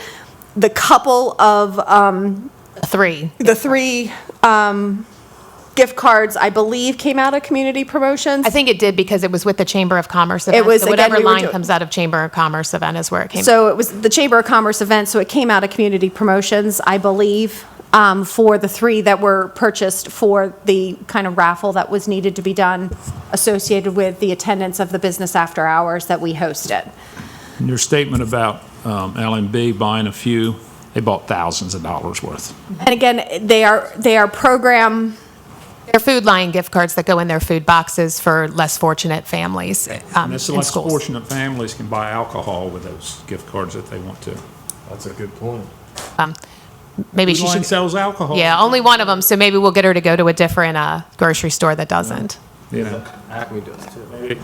maybe they should find a different avenue for doing that instead of gift cards. Right. Gift cards, Baltimore, the state's out, you heard that, the state's out Yeah. on gift cards. So you don't give gift cards in the state. I was talking to one of our delegates the other day, it was a laughable item to him when we brought that up. I think somebody in Baltimore City, a highly elected official, lost their job over gift cards. Yeah, So they're so easily abused, it only takes one person, yeah, that's why I don't buy them. yeah. But you give them away. Only 3 and 23 for a business after hours event that I have documentation for, but other than that, I don't. Yeah. I don't deal with them. John? What do we do with Angie as far as the information that you had supplied us referencing the changes with finance that So- you discussed with Pam? my intention is that I will provide you with this information. I would also then provide you what so we talked to you about issues with the planning and zoning, so there's a little ins and outs there. We found some, through Angie's questions, we found some issues associated with debt service. Debt service is coming down in total, but it has to spread differently in the departments. So there would be changes associated with that. We would also, one question council asked at the last work session was to look at liquor control amount, the $800,000. Right. And I literally got the answer right before I came in here. So the $800,000 was my estimate based on what we have collected this year. That's how I did that number. Still giving us 800,000, So in '25, they're giving us $800,000. even after all they had to do. So, but 2026, Right. that number is going to go down. But they won't vote on what number they're giving us until August. Right now, based on strict calculation, that number would be about $400,000 versus $800,000. So, but the Liquor Control Board has the authority to say, well, maybe we want to give you $600,000 this year, but that's going to be well after we pass the budget. So my recommendation is that we cut that number by $400,000. I will attempt to locate where I can find $400,000 in all of this stuff that I'm doing. How did you come up with, I just out of curiosity, because I've heard them say that there has been a potential 30% decrease, not a 50% So decrease. this is in conversations with Ashley Stern at PKS. Okay. So she. Well, there's a she- new liquor board, so we'll see what happens. So this is based on the receipts she's seeing and the calculations based on those receipts. Gotcha. So, again, I got that. I did not have time to type up an email before I came into this meeting, and you wouldn't have gotten to see it prior to the meeting. So I did want to bring that information. That's pretty much the last piece. So I need to now provide you this other information that you requested, plus kind of the ins and outs and what changes need to be highlighted on the schedules that have been provided, because there's some typos that have been identified. There's a couple other things that have been identified that the debt service number, the planning and zoning numbers, the lease number for the Rec and Parks, where I picked up the wrong number on a schedule. Good. So I will provide all of those in a schedule, probably mid next week, if not earlier. But then I feel we still need to then have another work session to go council saying, yes, they want this, no, they don't, so that I know for sure what is to help create the, because I'm the one who helps you guys create the amendments for the legislation. So I can provide you all of that stuff mid next week, but we would need another time either in a work session at the second meeting, or. We're trying to put that together now. Laura was asking me that before we came in. Yeah, I mean, I brought up the calendar in case you guys want to schedule a special meeting, or if you want to do it, like she suggested, maybe as a work session. But Joe, well, maybe we're getting ahead of ourselves. Hang on. I got another question. County executive's budget has increased from 2024 to now over $100,000. What's the breakdown on the increase in that? So 2,000, are you looking at budget or actual spend? Because the difference. I'm trying to find it here. Because the difference between the two do make a difference, because we budget at full employment, and 2024, we weren't fully employed all the positions. Okay, 703 and 24 actual. Okay, there's the difference. It's full employment of having all three positions filled. And now it's going up to 805,000, so we're talking $100,000. And that- 5% increase. And that's full, gross that is that is the full employment. So you're saying that 703 wasn't full employment? No, because we didn't have the position filled for Okay. the full year. So it wasn't charged, so it wasn't charged to the department even though they weren't there? We don't charge, you don't charge, you only charge what is actually spent. Oh, okay, all right. So that's, again, that's why we budget full employment, except for the last year and this year, we have not budgeted full employment at corrections because they have yet to be fully employed. We would love it for them to fill all their positions, but they haven't been fully employed, so we put an attrition factor into their budget. We did put an attrition factor into the sheriff's budget this year, and that did cause some problems, because for the first time since I've been in this role, they've been fully employed. So, you know, the 1 year that we finally put an attrition factor in came back to cause issues. So, Operating has gone from like 81,000 to 107,000, so. again, that's That would be full employment of having all three positions filled with having vehicles for all three positions would be the primary factor associated with that. Again, we budget for the full employment of the positions. Thank you. You were talking calendar. Before we do the calendar, do you have anything else, Angie? No, I think the debt service one was Right. the largest that would impact the budget. I guess one question maybe about the debt service.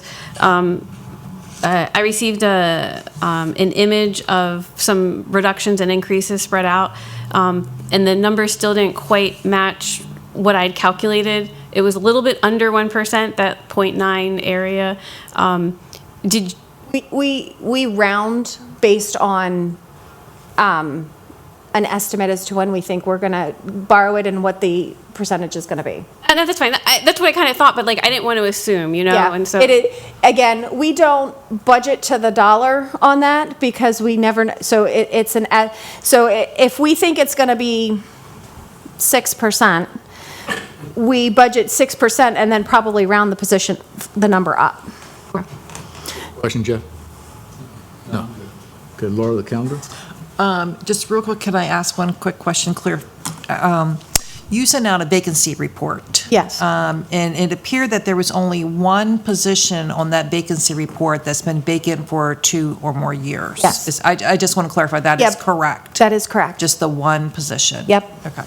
Because council last year cut most of the positions that were over 2 years last year, and we have filled the other long-term vacant positions. I filled them. Okay, that's good. So, One last thing really quick, too. I know that Angie is doing her job as an internal auditor, but I did make note of a comment that you said on Tuesday night, Mr. Merritt, where it's taking a little bit to get information to you guys, like a little bit longer than what you would like.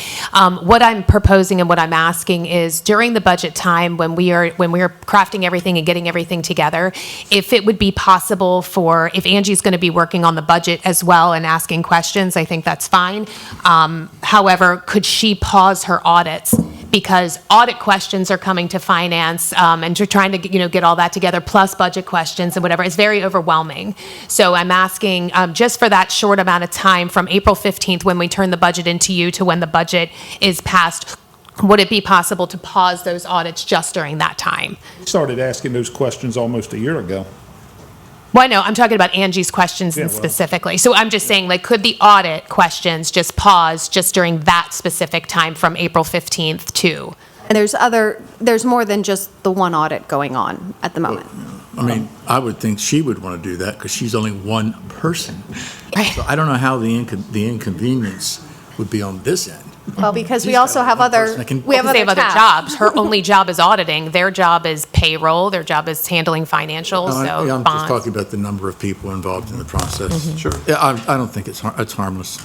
It's harmless. I agree that maybe pausing the audits, because me trying to keep track of everything, it can be overwhelming as well, because there's a lot of open audits. And so if I can just have like that moratorium period from like the time that they issue the proposed budget until. You can just focus on that. Exactly. Sounds good. Okay. I got a couple more. Go ahead.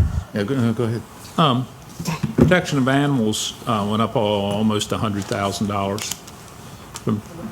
That's, Protection of animals. So that's what they requested. So we funded a portion of their request. They did not, we did not fund the full amount of their growth factor that they put in, and they actually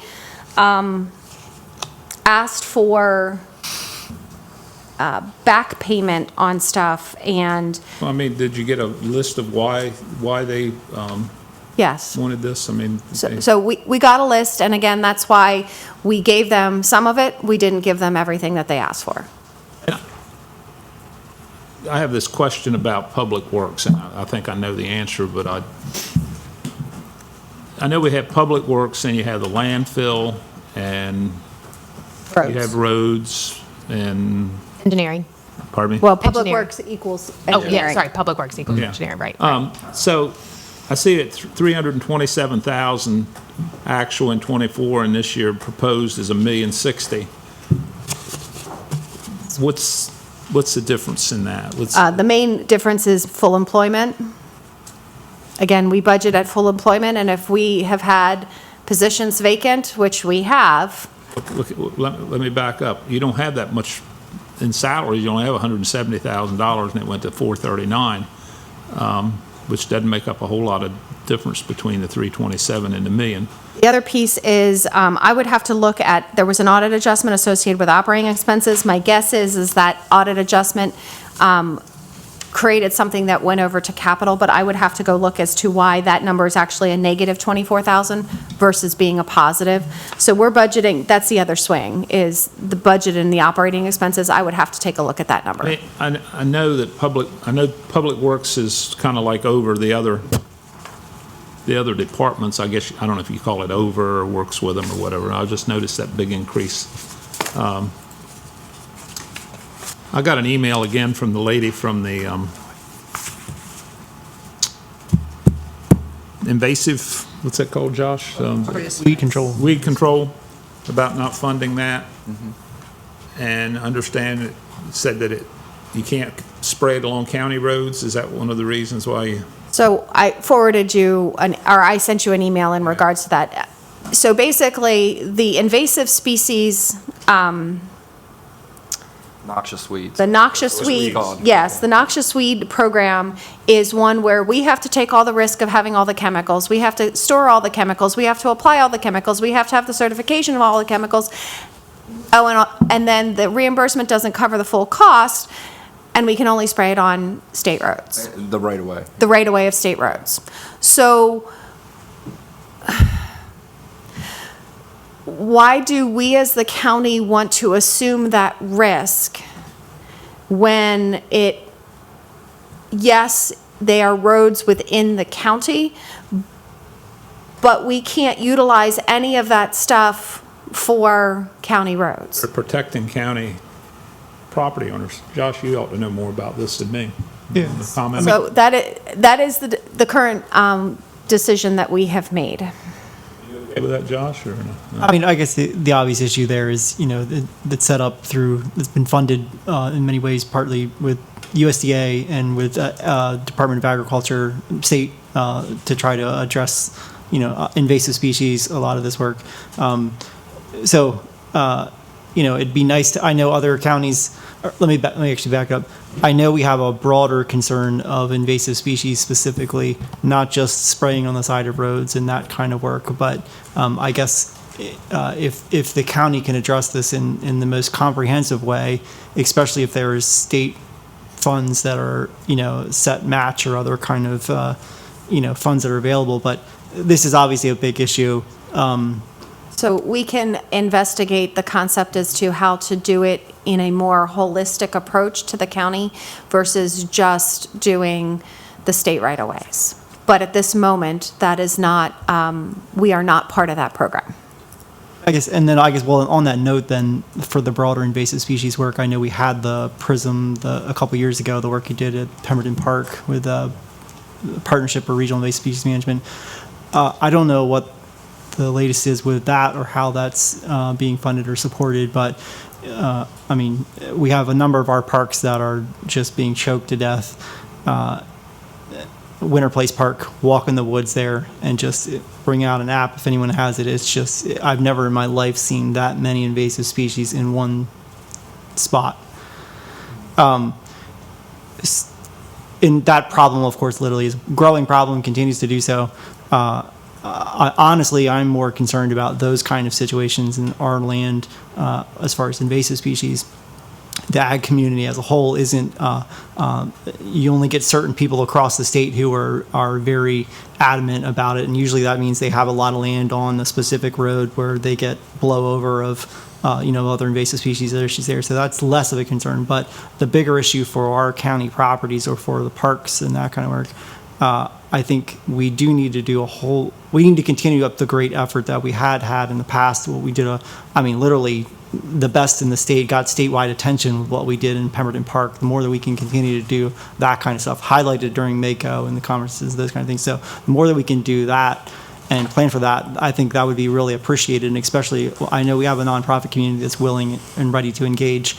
but haven't felt like they've known who to talk to or how to do that. So We will take a look at that. I appreciate that. And can you have Lori check with both state, federal grants, but also sometimes there's foundations that potentially could help with that effort. And maybe that's a partnership with a nonprofit who could get money from a foundation and then, help us with that. So. Yeah, and just to add on to that, just one last thing, when we had the bamboo legislation situation, I had multiple people reach out who basically said, hey, I have land next to the county, and the county isn't controlling its invasive species, and it's blowing onto my property, and I'm having to manage it. And it wasn't just bamboo, obviously, you named the other issues. So the more that we can be a good steward of our lands and partner, I think the better.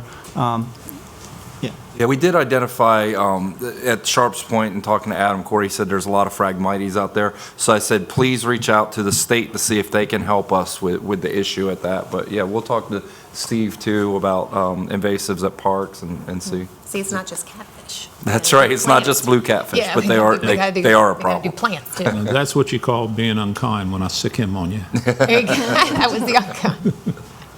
Josh says it nice. Anything else, Joe? Anything else, Joe? Yeah. Refresh me on the roads, the $1.7 million on the capital expense on the roads. Second? And I see you went from $7 million to $12,783,000 or about for $7 the million new to Packer. 12. What's a big jump there? So, again, it is, part of that is scheduled work versus, I would have to, there is actually a negative $847,000 in capital equipment. Most likely that's stuff that got moved into a capital project fund due to a journal entry. That was in '24. That was in '24. So if you add 847 to their number on that, you're at, you're closer to, $7.5 million. Again, you're $1 million difference approximately in salaries and benefits. That's full employment. And then the $1.7 million is we are looking at $1 million of capital equipment for, The Packer. for a gap vac and two flatbed trucks. We also have $550,000 in there for ferry. That's right. That was the biggie, yeah. Yeah, so, Ferry. you take you actually swing the 847, make it at $1.6 million, because it goes, it has to swing the other I direction. knew there was something big and I couldn't remember what it was. So, you swing that 1.6, now you're 1.6 versus 1.7, so you're comparable on the spending. One of the things I've asked roads to look at, because actually our two ferries are two totally different vessels, and maybe there's a reason for that, but I asked them to look at that, because if we can have the same vessel at both places, then we have standardized parts that we can sort of stockpile. And I know Lee was really good about that. Like, we had a transmission, I think an engine before our last overhaul of the ferry when he was still here. But if we can sort of standardize both of them, I think that we get some savings that way too. So we'll see if we're able to do it. Probably bought at different times, and I think they were custom built when they were built. It wasn't like you went to the ferry yard and bought one. They had their custom built. So, yeah. Okay. Joe? I'm good for now. Okay. Anybody else? I would like to see us contribute to the Maryland Festival John, can you talk as a a little sponsor. louder? I was saying, I would like to see us, as a sponsor, contribute to the Maryland Festival. That thing brings in hundreds of thousands of people, and we really, Festival? yeah, Folk Folk Festival. Festival. The Folk Festival. Maryland Folk Festival in Salisbury. Yeah, I think we should participate in that. I really do. When you go down there and you see it, and there's all the logos and the sponsors, and Wicomico County's not even mentioned, so I don't know what the sponsorship levels are, as far as the costs are concerned. Carolyn would know that, but, We got Shorebirds, we got the Civic Center. We promote both of those and fund them. I don't know why we're getting involved in the downtown festival too. it's a very huge festival, Joe. Oh, I They know come it from is. all over the country. Because the city don't give us anything for the Shorebirds, and they don't give us nothing for the Civic Center. Okay. Right? Let me We don't talk to, sponsor your strawberry festival in Pittsfield. Excuse me? I said we don't sponsor like the strawberry festival or anything like that. That's a great event. It is a good event. I like like it. I actually got something from the city, if you want me to forward it to you so you can see same- that. Probably the same one. You probably, okay, Probably yeah. the same one. Okay. But yeah, I think it's important that we should, be out there and at least demonstrate that we are part of the community as a whole in a broader perspective. And that's one of the biggest events in the county, It's community promotions, Joe. not just the city. We're gonna have to. Even though I'm the just city is kidding. in the county. Well, it is. It would come out of that. But yeah, we can look at that. We'll probably have Maybe something we left bring over. in a super big act, and so they wrap up here and we send them to the Civic Center for, Yeah, there you I don't go. know. I can do that. I don't know who a big folk act is, well, Bob Dylan come in or something. Yeah, right. Peter, Paul, and Mary. I don't think Yeah. they Do you still have any, exist. you have any skills, Funky? No, I have no skills. You can play the bass. Put you on, Not very put you I on haven't stage. played a bass in 20 years. Yeah. I'll put you on stage. All right, entertain a motion to adjourn. Can we go over the Schedule. I'm sorry, calendar, yeah. Calendar. So looking at Wednesday, the May 21st. We can do a 3 o'clock then? Thursday, May 20th? Wednesday. Wednesday, For me. Wednesday, May 20th. I'm running an event in Cambridge that day. Not that I need to be. Okay, what about Thursday, the following Thursday? Thursday would be better for me. Thursday, the 22nd? What time? Or, 3 o'clock. Well, for Yeah. James, we try to do later in the afternoon, 3 Yeah, o'clock. which day was this? Thursday, the 22nd, So the 22nd of June. 3 May. o'clock, I can. May. May. We have to have a budget before the 22nd of June. God, really? Sorry about that. What's the title of this meeting? Range. I'll send out the Budget. Outlook. Are you Budget. available? We're finalizing it? Probably. Put it on your calendar for you. Okay. Yeah. All right. Okay, I think so Thursday, May 22nd at 3 PM. Yeah. That's fine. I think James wanted to talk about the Yeah, fees. Adam's here, and I think everyone wants to talk about the tipping fees, so figured that's why Adam was here. Well, he was here in case council had any questions. Ultimately, if council is not interested in the tipping fees as they're presented, we would have to go back and reevaluate their budget because, I would suggest this. I would suggest you go to the commercial haulers, to the city, anybody else that calls into that location, and tell them, look, we're gonna raise your tipping fees a year from now. we told You know, told them in the fall and we told them in the spring that their tipping fees were going to be raised. Yeah, but you didn't tell them how much, and, I we did. think, We did. It was all did. presented in your presentation, right? and maybe tell us along with it, so we know Well, too. I think members of the council were actually at our last, 3 of them were at our last session at the Civic Center when we talked. Not a quorum. No, I didn't say it was a quorum, I do agree with you, but, here's the issue with our tipping fees. And I've heard a lot Can I about. interrupt you? Yes, sir. So you don't have to go through it. We know the tipping fees need to be raised. We understand. I'm glad to hear We that. understand the issue we have. But here's the issue. The big issue is the commercial haulers have got to go to every one of their customers. Sure. And they're going to say, instead of me charging you, and I don't know what you charge for these cans alongside the road, whether it's $30 or $40 a month, it's going to go to $45, okay? And that person's going to say, because it's going to happen right away. They're going to say, I can't pay it, or I'm not going to pay it, and first thing you know, we're going to be picking up more Okay. rate. If they have a year's notice that this is going to happen, this council will feel better about it. Well, council had they had a year's notice that we wanted to take it to $100 last year. So Correct. they had that note. We adjusted the rates because of the information that was stated by the public. So the public had noticed that we wanted these rates at $100 last year. That's been known for a year. We then had a forum in the fall. We had a forum in the spring. And both of those times, the rates were discussed. And we've had individual meetings with our major haulers, including the city of Salisbury, to discuss this topic. So them stating to council that they haven't known about this may not be 100% factual.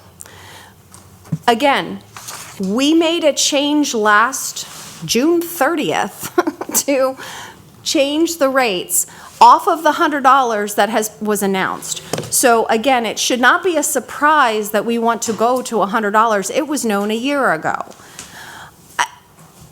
We need to know what the appetite of council is to what is the rate increases that you're willing to go to, because I can't on the fly figure out how this impacts the budget. I agree. I mean, it's hard for us to figure out too, but I really think that before anything else is done at another time, that a public hearing be held specifically for rate increases. We can certainly do that. Nothing over the phone, a public hearing. Nothing over the phone with, When you talk on the phone, you never know, okay, what was said, what wasn't said, what Oh, yeah. was unsaid. I think this should just be a public hearing to get complete input. we can certainly do that. Perspective of it. We can certainly do that. I just must impress upon the council, and again, we are running a public service out there, but we cannot, in any stretch of the imagination, run a charity. It is an extremely expensive endeavor to run a landfill. And our landfill cannot be compared to other landfills. Last year, we took in 165,000 tons of material. Worcester County took in 70,000 tons. All right. We are getting ready to expand our landfill to its final cell and then horizontally expand our landfill beyond that. These are tens of millions of dollar capital projects. Our landfill is wrought with equipment that it should have been replaced years and years ago. And our environmental regulations and those strict controls are getting stricter by the day. I can only tell you that I want to make sure that we have an operational and solvent landfill. The only way we can do that is by increasing our tipping fees. I understand it's a burden on the public, but we can't continue to offer the service if we're not going to do it, or we will continue to suffer. Yeah, I think the only addition there is just to make sure that there's enough time put forward. So it'd be nice if we said, hey, here's our 2027, 2028 schedule. This is what's happening. We again, with Having a hearing and all I that. can tell you, sir, and I'm not being hyperbolic whatsoever, if we wait 2 more years, or even 1 more year to raise tipping fees, our landfill is not going to be able to operate. You know, I don't think there's any issue. And sir, Mr. Holloway, unfortunately, there has been too many things that have been left. Sorry, Adam, I've heard this for 18 years. Okay. Okay. Do you know how much time we have left in our landfill right now, sir? No, I don't. Okay, we have about 14 months. The information you've been given over the years, in those 18 years, has been inaccurate. There's been many, many things in that operation that have not been taken care of properly. I knew I was accepting the challenge when I came here to do this, and our team's pressing forward every single day. And we are against the clock. I'm trying, sir, I'll try to let me finish, please, sir. 14 months? We are trying. Let him finish. We are trying our best to do what we can do with one of the county's biggest resources. But I'm telling you, the discussion over tipping fees has been had. I hate to do it to the public, but we cannot continue to operate for the public without it. I cannot be any more serious than that. You know, like I say, I've heard this for 18 years. You know, we were so flush at one time with money out there that the county borrowed money from them to back. Let me finish too. We borrowed money from them. Okay? And now you're telling me that if we don't raise the tipping fees in 14 months, we've got to close the landfill? I'm not saying we have to close the landfill. I'm telling you that we are on a path, a trajectory right now, financially, that if we continue down this path to the point that we are literally, and when I mean this literally, picking and choosing which pieces of equipment can even be operational on any given day, because we cannot take enough money out of current operational to pay for a major repair on a piece of equipment that should have been replaced 5 years ago. Those are the things that are starting to hurt every day. You know, the other issue, we talked about this the last time Pam was in front of us. You keep raising the tipping fees, you could lose a major contributor, I guess you could call it, a hauler or whatever. So you're talking about the city of Salisbury. Yeah. So the city of Salisbury would not be in their best interest to do so. If they had to go to a private haul out, you're looking at $150, a ton. You maybe. Worcester did it. Worcester's doing Not now Worcester, Ocean City. Ocean City, correct. Ocean City is a much 110. different, 110, yeah. Pardon me? It's $110 a load, and they're taking it to 2 different landfills, one in Virginia, one in Pennsylvania. Yeah, Westchester, PA. They centralize their operation. Where They're there's- not hauling it, you know. It's an expensive proposition either way. Right. And And you have to remember too that Ocean City is a little bit different than we are because their trash, like the influx of the amount of trash changes because people are not really there from too much, from October to April. Completely different. But our biggest concern too is forget the operations and forget everything else. It will no longer be an enterprise fund. I mean, and that's factual. That's so true. If the county is ready and willing to take on bonding, cells and things like that, that's the future. That's the future. So that's the decision that really needs to be made. Is this going to continue as an enterprise fund? Or is the county going to absorb it similarly to what they just did with the airport? What are we doing now, $80 a ton? $78 a ton. 78 is what it went Going to up. 100? So we asked for a two-step process of, $88 in July was our first ask, and then 100 by January. 100 in January. And again, that 100 goal was stated a year ago in public meetings, in a resolution to go to 100, and then we backed off of that. So again, should be no shock to anybody that we wanted this to go to $100. We've had 2 public meetings, rates have been discussed in those public meetings, and one of them is videotaped by PAC 14.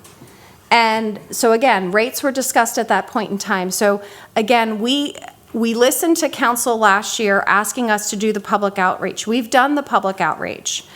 I understand the cost increase that we're asking for, but we should be putting enough money away instead of borrowing funds that we're paying for these cells in cash, and we're nowhere close to doing that. So we are anticipating in this budget to have to borrow $13 million for the landfill. That's $13 million of then interest that we're going to basically have to pay over 20 years for cell construction versus, so instead of only paying $13 million, we're going to pay closer to $26 million for landfill construction versus having $13 million in the bank that we can utilize. And we don't have $13 million in the bank that we can utilize at this moment. And we are also doing capital projects that are being paid for by PAYGO through operating capital. So again, I need to know from the council what numbers you want me to model. This budget is built on 88 and 100. So I've talked to a couple of the commercial haulers, and it seems there's a little confusion as to what was said or not said. I'm hearing that a tipping fee increase was discussed, but the amount wasn't. Don't know. One person says one thing, another person says something else. But one thing I have heard from a couple of the haulers is if the tipping fee increase can be postponed until January and only go to 88, that would help them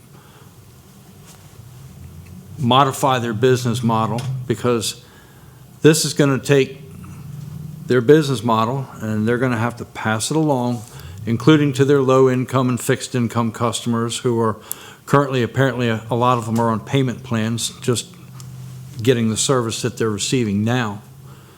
I can model. Nobody's denying that what we do is very expensive.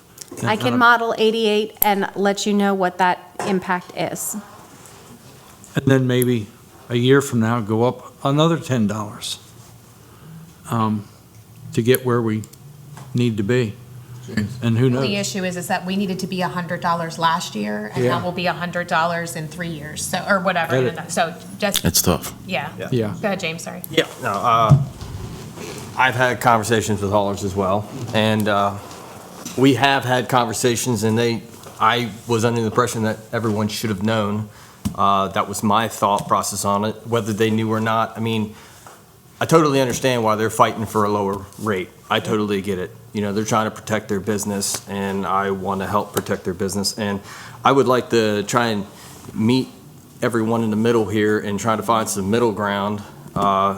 We just went to $78 a ton, this winter? January. January. and we're proposing to go to 88 in July and then 100 in January again. Yes. Like, I would like to see what those numbers are to meet in the middle. Well, I mean, I that's what- assume that that's is what what he's he, saying? yes, I'm just- he's I'm saying just- 88. Just remember that January of last year, we wanted to be at 100. I totally So understand that. We've given them a year Yeah. to prepare for that actual number. And this is the other thing that I was going to say is I understand that we can raise rates, and we probably should. It's just holding our haulers hostage is what it sounds like. And I don't want to do that. And I understand we need to raise our rates. I get that, right? I understand we have to do what we have to do, but the shock factor is what Jeff was saying at the beginning of the meeting when somebody saw like a 30% raise. It's like, bam, it's a shock. You know, it's a shock, and that's not a pill they want to swallow quite yet. Again, we have to treat this as a business. We have to make a profit in this business so that we can invest back into the business. So- The only profit, let me finish one thing. The only profit that we're taking on this is having the ability to not borrow funds. We don't pay it out to investors. We don't pay it out to owners. We keep it in this business to continue to invest in the business. Now, they are businesses as well. So again, we have to look at whose business is doing the subsidy. Right now, we're subsidizing private industry by not charging the rates that we need to be charging. And at the end of the day, James, in all honesty, and I hate to say it like this, right now, we're at a point with the 14 months left of this landfill that the worst case scenario is that they take the trash somewhere else, to Worcester, to Somerset, and right now, we would gladly welcome that because of the amount of trash that we are taking in. So it has increased substantially, and I know that you wanted to talk about closure costs. 26%, right? Right. As far as our tonnage increases, yeah. I mean, and listen, you know, I'm not going around following trucks and seeing where they're coming from. Yeah. But if I'm a hauler, okay, I'm going to go to the place that's the cheapest, and I don't mind going 10 or 15 miles out of my way. It can't be, it can't be taken out of the equation. The other thing I do want to talk about as far as the dollars and cents of this is post-closure. You know, landfill's operational every day. We got to keep it rocking. But once it's closed, you got to baby it till it's dead. And right now, you do post-closure costs for an anticipated 30 years. There's no such regulation that says 30 years is when the state comes and says, thank you, good and faithful servant, you can leave that landfill alone. You're never going to leave that landfill alone. So you have to have money for a dead landfill that's full, right, and having it monitored for infinitum. You need monies for that. So, So again, that is not considered in our day-to-day. We don't budget post-closure costs. Maybe we should. we absolutely should. But that would mean that we need $88 and $100. So I will model your request. I will include it in the documentation that we will have available next week. Right. So I will model the $88 that you have requested to go in January, and I will show the impact of what that does to us. Could you also model an impact of going to 84 in July and then 88 in January? Because, you know, the revenues will change if you go in sooner to 84. I like both suggestions. We'll certainly get back to you. Numbers on how much we're spending on picking trash up along the road. Yeah. Well, we've added more. The volunteer group, Wicomico Clean, has a lot of volunteers out there, and you know, I'm glad they're doing it. Still costing us some money, right? It is costing us money. I'm thinking we're bringing it into the landfill and get rid of it instead of it being out there on the road. And we've added more. You know, we have added more staff internally to help with that effort, and I think it's a great effort to do, and it's worthwhile for the community. More if you keep raising the tipping fee. Well, I'm going to put it to you this way in my mind. I know that some people will do it because they have no other choice, and that's where you're going to find that big pile on a dirt road. I get that. But I can tell you for a fact, I just don't believe for a minute, you can't convince me that the person that's going to throw it out the side of the window is doing it just because they can't find a waste basket to put it in. There's Yeah. a sofa alongside Parker Road. Parker Road? Yeah. Okay, yeah, Just Parker on the Road. north side of 346 left. Parker Road, Parker Road 346. Did it again. The north side of 346. All right. Parker Road. Comment, Josh? Yeah, just quick, I have no problem with raising the fees now, and I know how, and I think we should be budgeting for the future, obviously. But if there's anything we can do to have a 3-year, like, a 3-year plan, so that, I mean, the biggest, the most responsive we're having is obviously is that we've got haulers of folks who felt like, oh no, my business model no longer makes sense. I'm not going to run a business that doesn't make sense. So trying to be responsive to that. But if we could just predict and look out so that they know, if we could give them a set schedule to know 3 years out, maybe not 5 years out, but at least 3 years out, hey, this is what you got, we're not going to be changing it. This is what you can count on. And if that gets us to where we need to go, I think would be really helpful. And to have a public hearing on that, or something. But if there's more than anything else, they need to have something that they can count on. And I think that's what we want to be most responsive to. So here, I will couch that in, like any, sorry, that was a terrible pun at this point in time. Yeah, Parker Road. Yeah, Sofa Got it. via Parker Road couch, sorry, I Add that to apologize. the pile of trash. But I will state that, like any plan, it is a plan, and Sure, that we subject will to have, it will have a caveat on there that these are the rates that we, at a minimum, would be going to based on this current plan. But going from whatever it was, $70-some $78 to then going to 100 in a very short period of time is quite a jump. I mean, percentage-wise, that you can do the math. Understood percentage-wise. Yeah, yes. so Yeah. that as long as we can just make, if it's one thing if it's going like 5% or 7% out of your, but I mean, that's many percentage points. So the more that we can have an average, that'd be really awesome. So I will get you those numbers next week. I will get you the schedules next week. I will try to get you some salary numbers tomorrow. I can't guarantee that, but I will. But since our meeting is now, we have a week in between our meeting. So let me get you good, clean numbers. So, and I prefer, instead of piecemealing it to you, try to present the whole package. So I hope by the end of next week to be able to present you the whole package of all the questions that you just asked for. At 165,000 ton, didn't you say 165? Yeah, 165. So for every dollar we go up, it's $165,000. So anyway, I can even figure that one. That's some good math. Anyway, anything else on recycling bins being placed anywhere in the county after So, obviously- obviously the other they were night- so unkindly removed? Let's stay on the budget. Let's stay on the budget. Well, that's part of the budget. It's going to cost money. We're running over 2 hours. I'd like to stay on the budget. Go ahead, Ezra. Certainly, we heard it. We heard the concerns the other night, and again, we've talked about it before in here. Probably a couple months ago, said about we understand the desire. It's a logistical thing, and here's the other thing when it comes to recycling stations and convenience centers. That tipping fee goes into that as well. Our fleet's aged. We would need more staff, more CDL drivers to be able to truly accommodate the lift. I'm not saying there's little things we can do here and there, but I do hear you. The unmanned 24-hour unmanned sites. The unmanned 24-hour sites are another location that trash ends up gathering. That's the biggest problem. And so it's history, but we weighed the issue of people complaining that the Civic Center parking lot looked like a trash can. It was an unmanned site. It was a trash can. I think the answer to that was when they went there and they went to haul the units away. They saw it was trash everywhere. A phone call should have been made. Say we got a problem here. Someone's going to need to come and clean it up. Not Yeah. the greatest thing in the world, but it would take care of that problem. There was a lot of staff that were diverted out to Civic Center from my understanding. This is before I got here, but staff were regularly diverted out there to clean up trash. And we still do it at our other sites now. I mean, Yeah. I just had staff down at Allen the other week for the same thing where people, they didn't bring recycling at all. They dropped off 8 or 9 bags of, kitchen trash. Oh, yeah, I've seen it. Yeah. My question is, and sometimes it's apples and oranges, but you always have to look at your competition to see what's going on, what you're doing right, or what you're doing wrong. Yep. And I still see it a little difficult that Wicomico is continuing to increase and increase. And you have Worcester, you have Sussex, you have Somerset. They're all staying at a very reasonable rate. What is it that we're doing different that causes us to have to ask? The volume. Volume.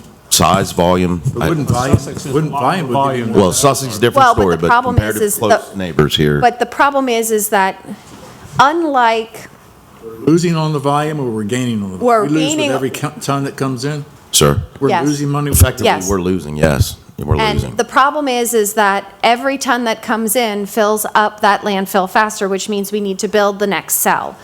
If we did not have the volume increase, the cells would be able to be, would still have to be built, but may not have to be Sustained. built as quickly as what we are having to do, because the cells that we have been putting in are not lasting the length of time they were originally estimated to be lasting because of if we're gaining 26% of volume, they're filling up 26% faster, which means we need to build the next one 26% faster. And than what also, as your rate of tonnage is that fast, your rate of equipment failure it increases as well. It's amazing, landfill equipment it lives a hard life. So the harder you're working that machine, the easier, the faster it dies. Well, and since I've been here a little over 2 years, we've built cell 8, cell 7, No. 8 and 10. We're under design For cell and for cell 7.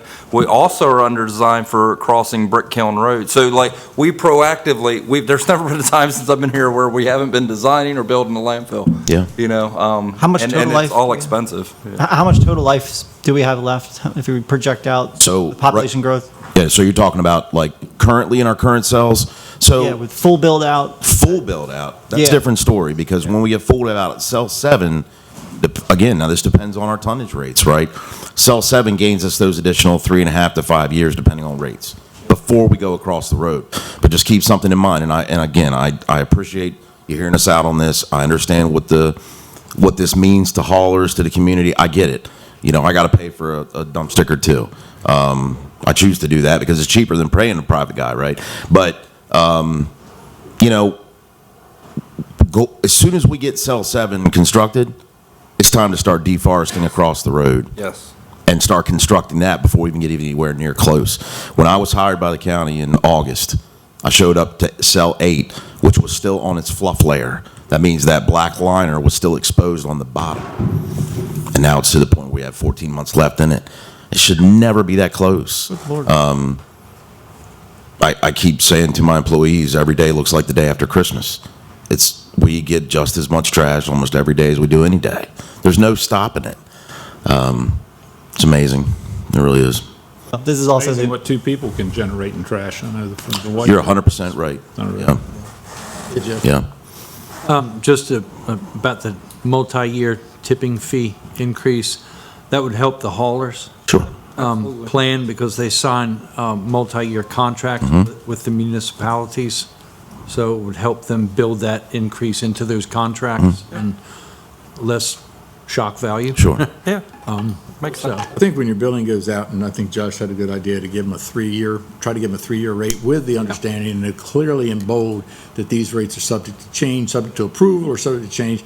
And it looks like it might be a good effort on our part to also suggest that they put an escalation clause, consider an escalation clause in any of their contracts. Sure. If I was a hauler, I'd already have one in my contract, Understood. But maybe if we just throw that in there and say, keep this in mind, guys. Yeah, for sure. What's Worcester County's right now?